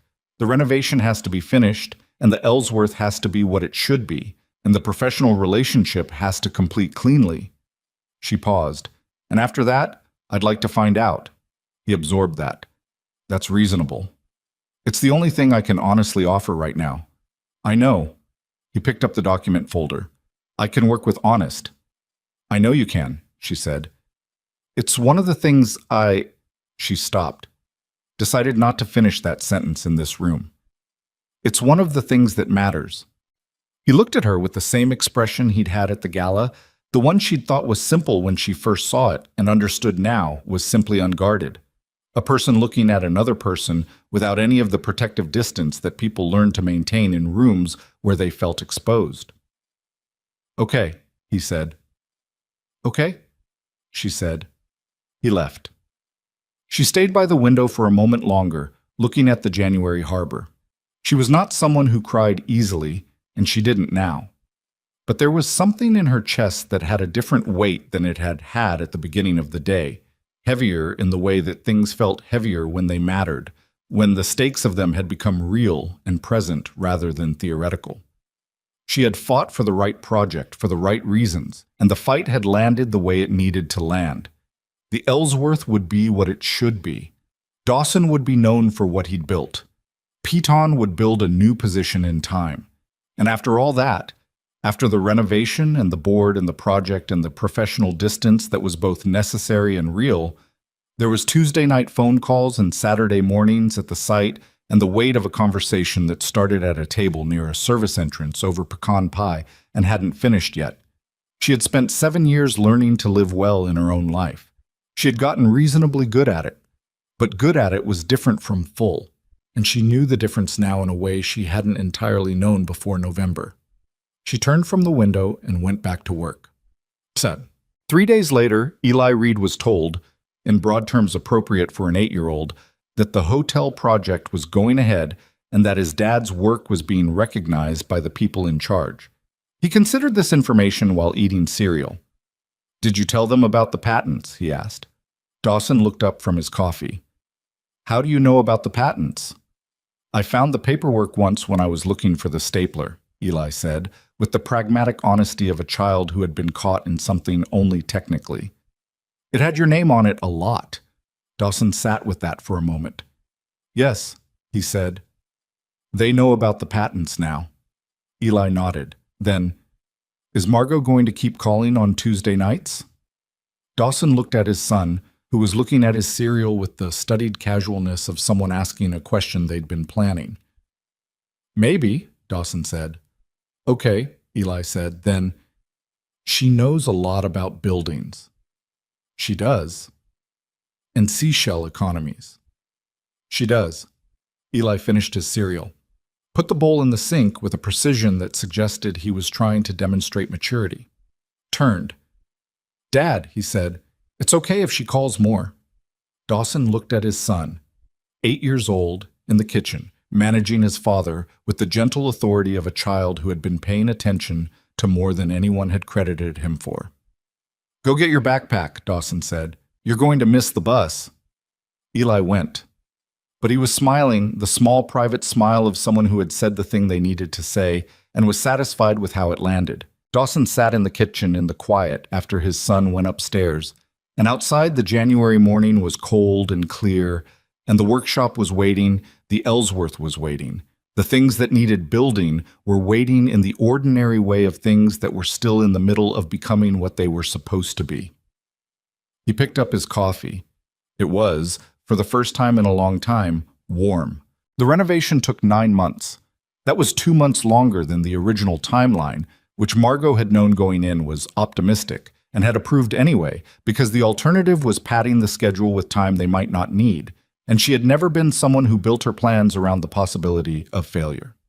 The overrun came from three sources: a second structural issue discovered in the ballroom ceiling in March, a supply delay on the custom acoustic panels that pushed the East Corridor work into June, and a week in July when Bev Cortez got sick and Dawson refused to let anyone else supervise the elevator shaft repositioning because the tolerances were too tight and the consequences of error too permanent. He told Margot about the week delay on a Thursday evening, calling from the job site, his voice carrying the particular flatness of someone delivering news they'd already processed into acceptance. "Bev's out," he said. "I need a week." Margot had looked at the project calendar on her screen. "Take it. It moves completion to October." "I know." She'd closed the calendar. "Do it right." He'd done it right. That was the thing about Dawson Reed that she had understood intellectually from the first proposal and had come to understand in her body over 9 months of watching him work. He did not have the capacity to do things insufficiently. It wasn't perfectionism in the anxious sense. It was more like a baseline he couldn't go below, a floor on the quality of his own attention that had nothing to do with who was watching or what the timeline said. He held himself to it when he was tired. He held himself to it when the supply chain was difficult and the alternatives were easier and nobody would have known the difference. She'd asked him about it once, in July, on a Thursday evening when the project was in one of its difficult middle phases and they were both tired in the way of people who had been carrying something heavy for a long time. "Why," she said, "when you could do less and it would be fine?" He thought about it. "Because fine isn't what I'm building it for," he said. "Fine doesn't last, and the people who are going to use this building, they deserve something that lasts." She'd sat with that. "You sound like your proposal." "My proposal was honest." "I know," she said. "I read it 4 times. He'd been quiet for a moment, then, 4 times. The margin notes were very good. She hadn't meant it to be funny. He laughed anyway, the short, involuntary kind she'd learned to watch for. And something in the quality of the Thursday evening had shifted slightly, the way evenings did when you were tired and the work was hard and someone laughed genuinely at something small. That was the texture of those 9 months. Not romantic in any declared sense. They had agreed on the professional distance, and they had kept it, with the specific discipline of 2 people who understood what was at stake and had decided that doing the work correctly mattered more than the discomfort of waiting. But the professional distance had a particular quality by month 4 and a different quality by month 7. And by the time October arrived, it had become something that everyone who worked closely with either of them could see plainly, and neither of them was pretending otherwise. Bev Cortez, who had strong opinions about most things, had said to Dawson in August while they were reviewing the ballroom ceiling repair, "You know she's going to be at the opening." "She's the CEO," Dawson said. "Of course she'll be at the opening." "That's not what I mean," Bev said.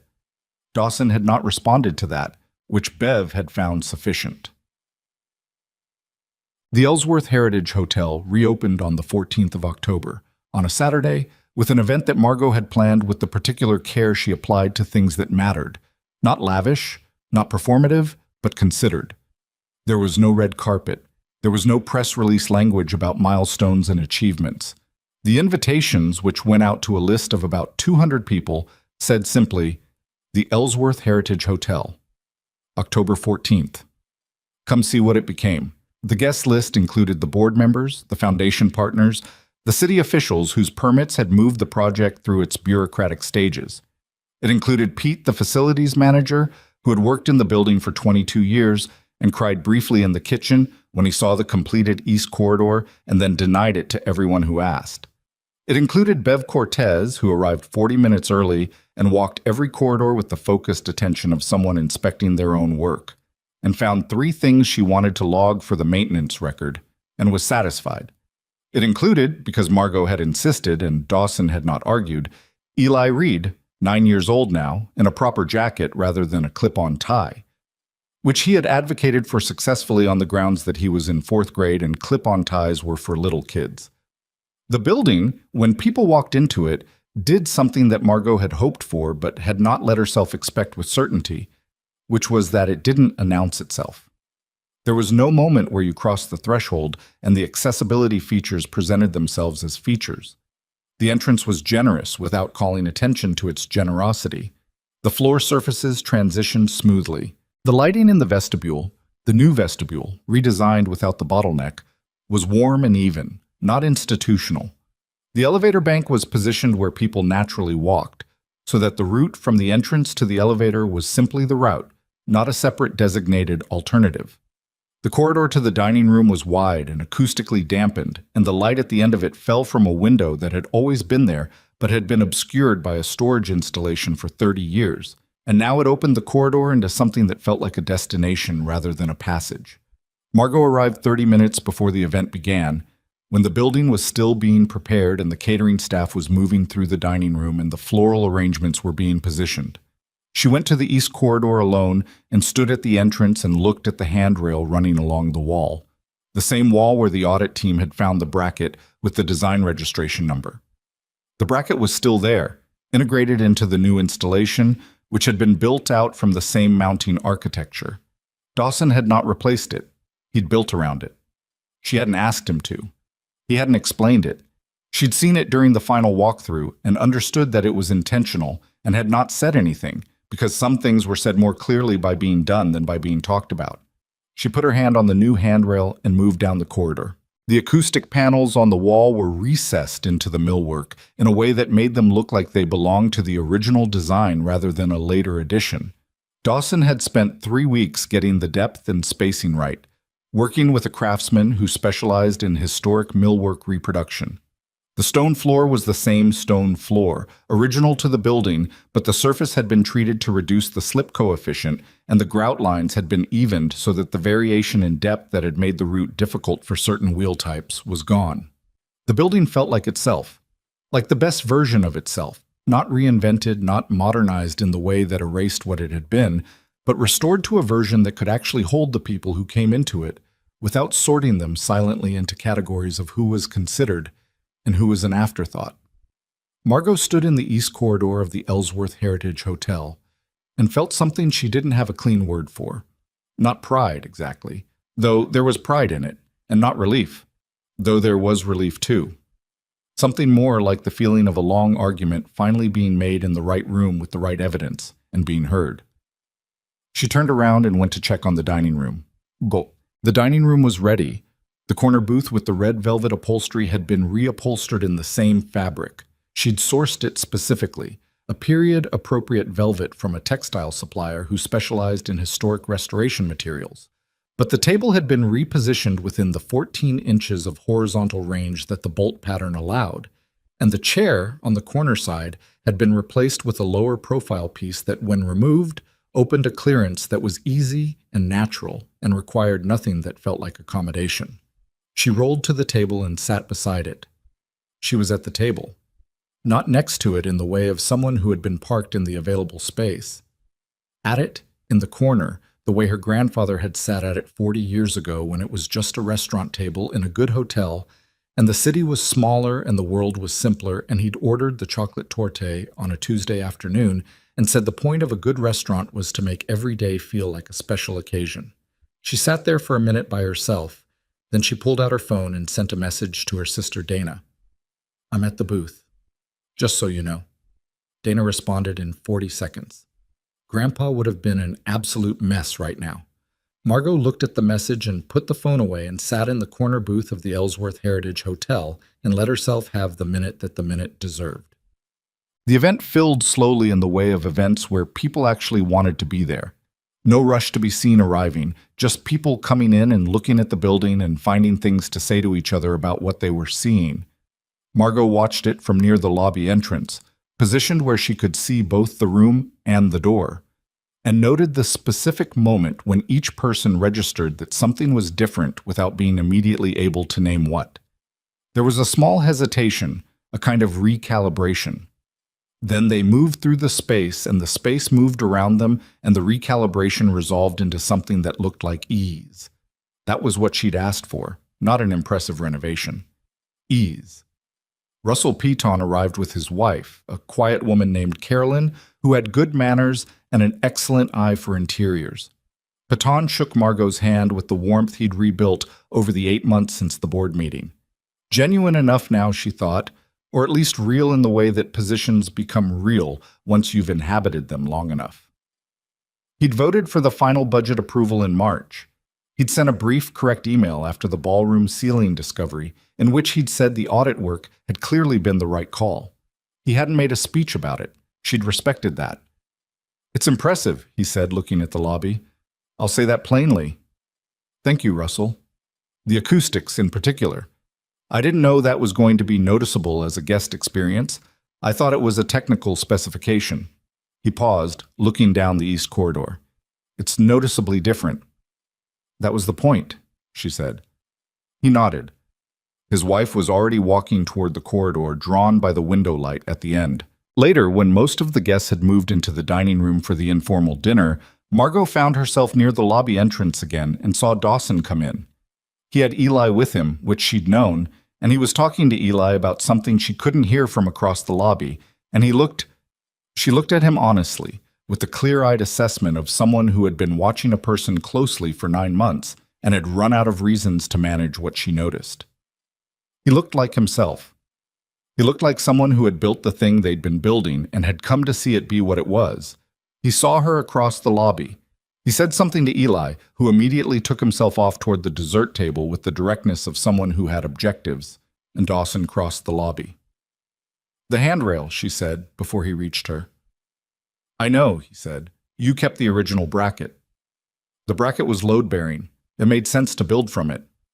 He said it with the perfect neutrality of someone who was telling a true thing that was also not the whole truth, and knew that she knew that, and was not going to expand on it in a lobby full of people. "It was a good decision," she said. "Structurally sound," he agreed. They stood together in the lobby of the hotel they had spent 9 months turning into something worth standing in. Around them, guests moved through the space with the ease that had been the goal, unhurried, unimpeded, not sorted. The conversations were the ordinary conversations of an opening event, overlapping and various, but they were happening in a room that held everyone in it at the same level, and Margot could feel the difference between that and every other room she'd navigated, the way you feel the difference between a headache and its absence. "Bev is logging maintenance notes," Dawson said. "I know. I saw her in the east corridor with a notepad. She found 3 things. Pete found 5. Margot looked at him. "They're going to be very useful to each other." He smiled. The full version, not the suppressed one. It still surprised her slightly when it happened, which was its own information. "There's someone I want you to meet," he said. She looked at him. "A woman named Dr. Lena Park," he said. "She runs a pediatric rehabilitation center in Columbia. She's been using the mobility assist device with her patients. The version I donated to the hospital was the prototype. She's been working with the current production model for about 8 months. He paused. "She's here tonight. She reached out when the Ellsworth project got press coverage and asked if she could come." "Of course she can come. She has things to say. About the device, about the kids. I told her you might like to hear it." He paused again. "I should have warned you ahead of time. I wasn't sure you'd want to." "Dawson," she said, "why wouldn't I want to?" He looked at her. "Because it's not small," he said. "What she's going to tell you. It's not a small thing, and sometimes small things are easier." She understood what he meant. The small things were manageable. The proposal, the project, the board meeting, the work that had a defined scope and a completion date. The larger thing that his work had been doing in the world without his knowledge or management, the device in the pediatric ward, the children whose specific limitations it had been designed for, that was a different scale, and he had spent years living at the smaller scale deliberately, and walking back into the larger one required something from him. "I want to hear it," she said, "and I think you need to hear it too." He looked at the lobby for a moment. "Yeah," he said. "I know." But that Dr. Lena Park was 52, compact and direct, with the manner of someone who had spent decades in rooms where the only useful thing was honesty. She was talking to Helen Briggs near the ballroom entrance when Dawson brought Margot over, and she turned with the immediate attention of someone who had been waiting. "Ms. Ellison," she said, "I've been wanting to speak with you." They found a quiet corner near the window that looked out onto the rear garden. Bare in October, the trees holding their last color. Eli materialized briefly, assessed that the conversation was adult business, procured a cookie, and dematerialized. Dawson stood slightly apart, the way he stood when something required him to be present without being in the center of it. Dr. Park talked for 20 minutes. She talked about the children at the center. 12 patients currently using the adaptive device, ranging in age from 5 to 14, with neuromuscular conditions that had previously put standard wheelchair controls beyond their functional reach.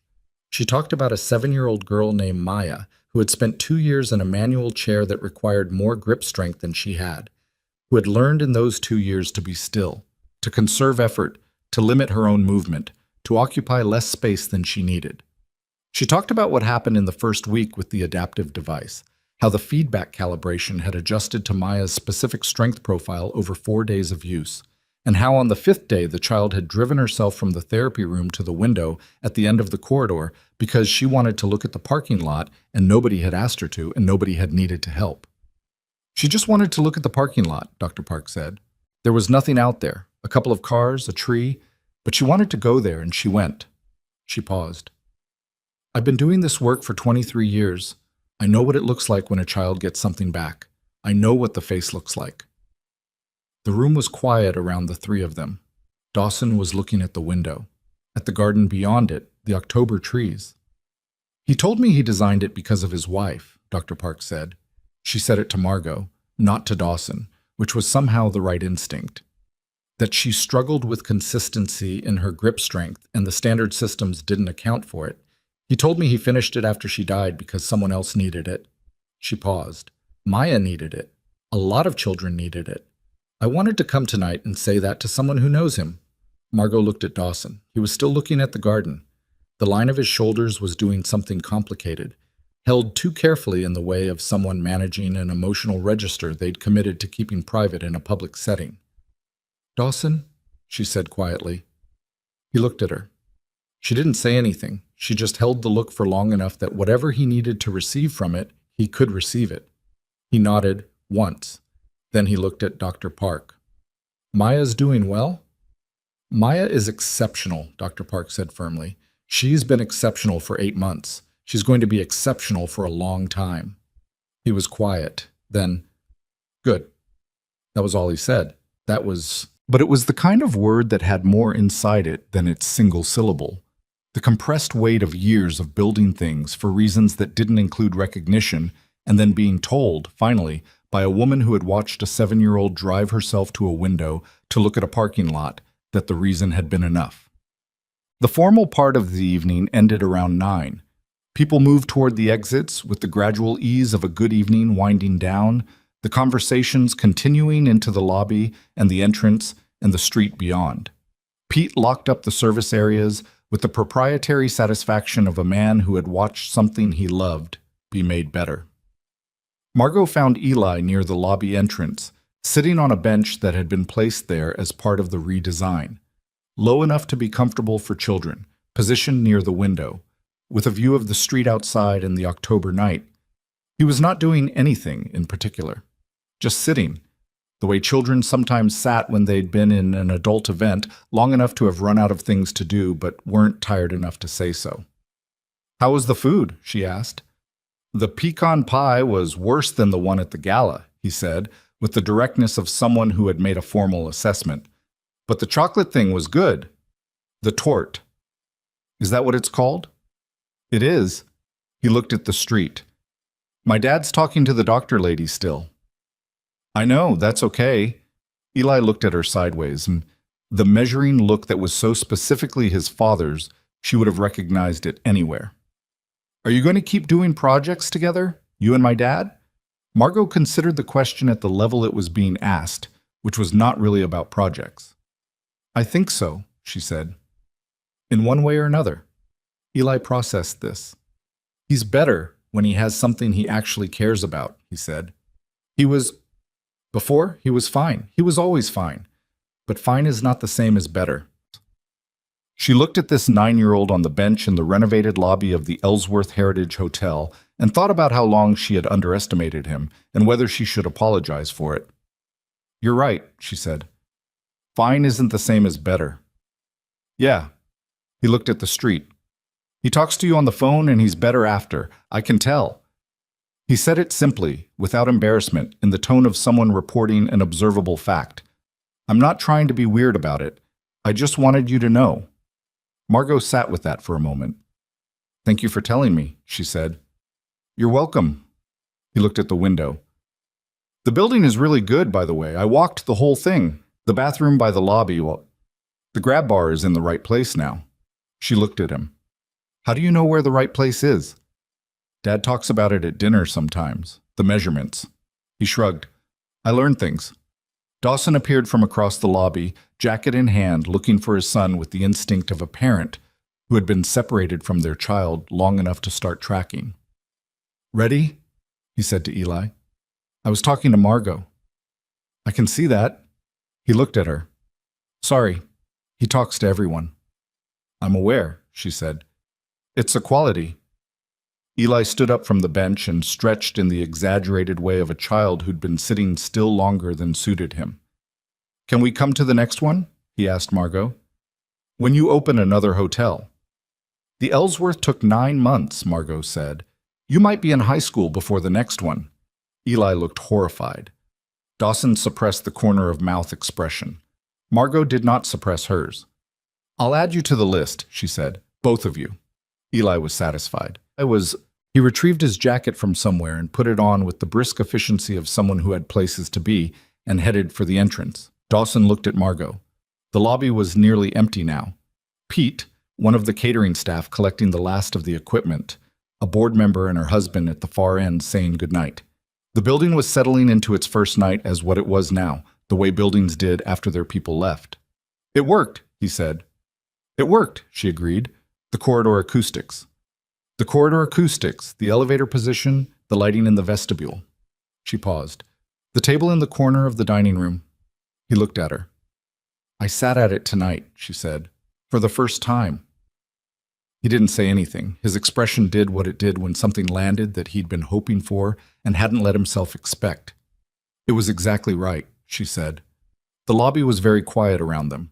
October night outside the tall windows, the street lamp light falling through the glass onto the stone floor, the building breathing the slow breath of a thing that had been held tense for a long time and had finally been allowed to rest. "I told you I wanted to find out," she said, "after the project, what we were doing." "You did." "The project is done." He looked at her. "Yes." "So." She let the words sit there. He crossed the lobby. He didn't make it into a moment. He was not someone who made moments. He was someone who simply arrived at them and was present in them, and his presence in this one was the same as his presence everywhere, direct, unhurried, without performance. He stood beside her and looked at the lobby of the hotel they had spent 9 months building together and said quietly, "I'd like to take you to dinner. Not in a hotel I worked on. Somewhere neutral." "Neutral," she said. "Less loaded." "Is anywhere less loaded at this point?" He thought about it. "Probably not," he admitted. "But I'd like to try." She laughed. It was the involuntary kind, the real one. "All right," she said. "Somewhere neutral." He was smiling, the full version. She had stopped being surprised by it. "Saturday?" he said. "Saturday." Eli's voice came from the direction of the entrance. "Dad, I'm outside and it's cold." Dawson looked at the door and back at Margot. "Saturdays," he said again. "Saturday," she confirmed. He went to his son. The foundation was announced 3 weeks later.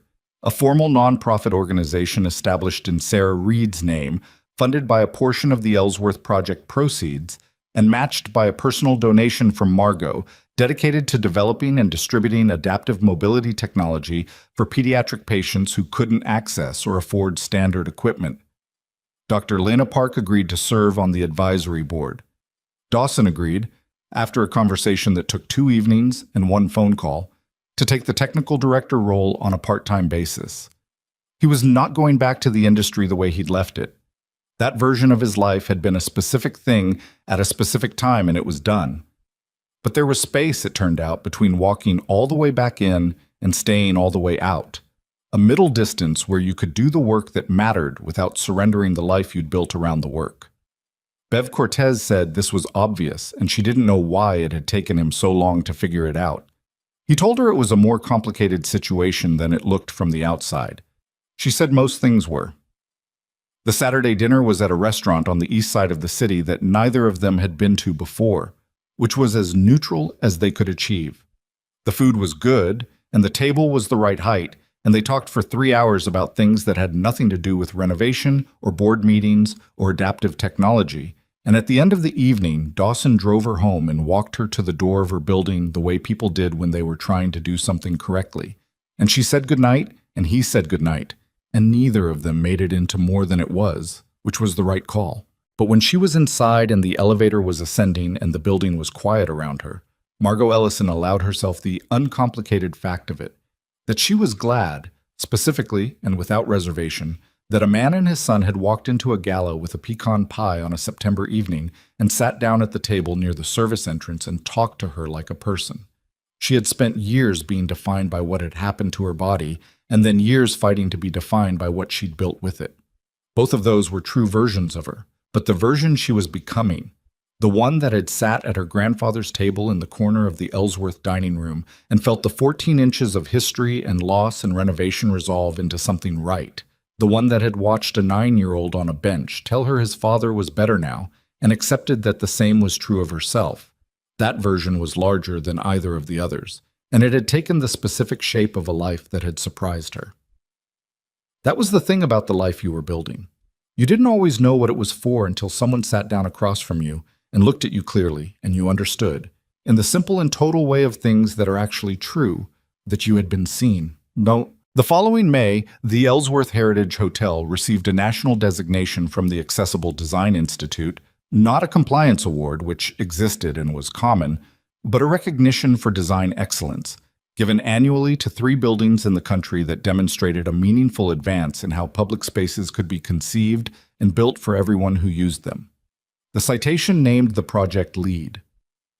Dawson read the citation the morning it was published, sitting at the kitchen table where he had written the margin notes on the original proposal, with Eli across from him eating cereal and largely ignoring the whole thing because it was a Tuesday and he had a math test.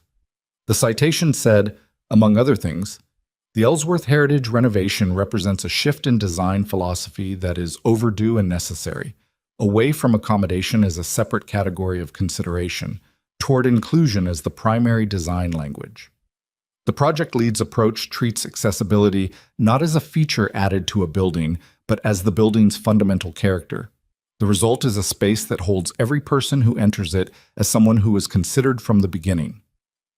Dawson read it twice. Then he folded the page and put it on the table and looked at his son. Eli, he said, I need you to know something.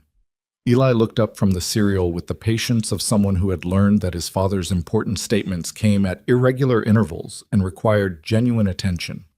Your mom would have read this about 14 times, Dawson said, and then she would have framed it without telling me and hung it somewhere in the house where I'd keep walking past it.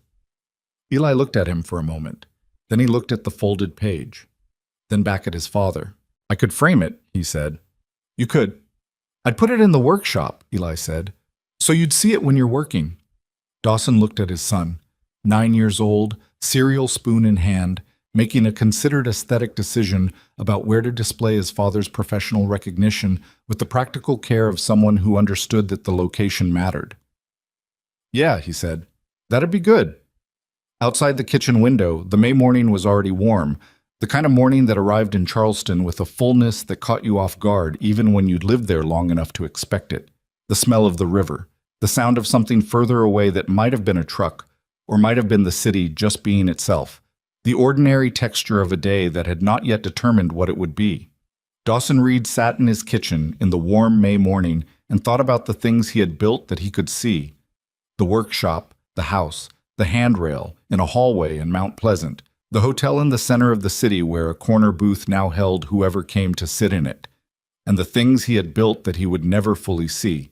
The design in the wall, the mechanism in the chair, the child who had driven herself to a window to look at a parking lot on a Tuesday morning because she could. You did the work, and the work went out into the world, and the world did what it did with it, and you didn't always know. Most of the time you didn't know. But occasionally, not often, and not on a schedule, you found out that the thing you made in the worst years of your life, at a kitchen table, in the hours after a child went to sleep, had given someone something back that they'd stopped expecting to get back. And that was enough. It was, if you were honest about it, more than enough. It was, in fact, everything. Eli finished his cereal, put the bowl in the sink, picked up the folded citation from the table, and said, "I'm going to need the good frame, not the one from the dollar section." "There's a blue one in the closet," Dawson said. "Top shelf." "Does it match the workshop?" "Nothing matches the workshop." Eli considered this a reasonable answer and went to find the frame. Dawson picked up his coffee. It was warm.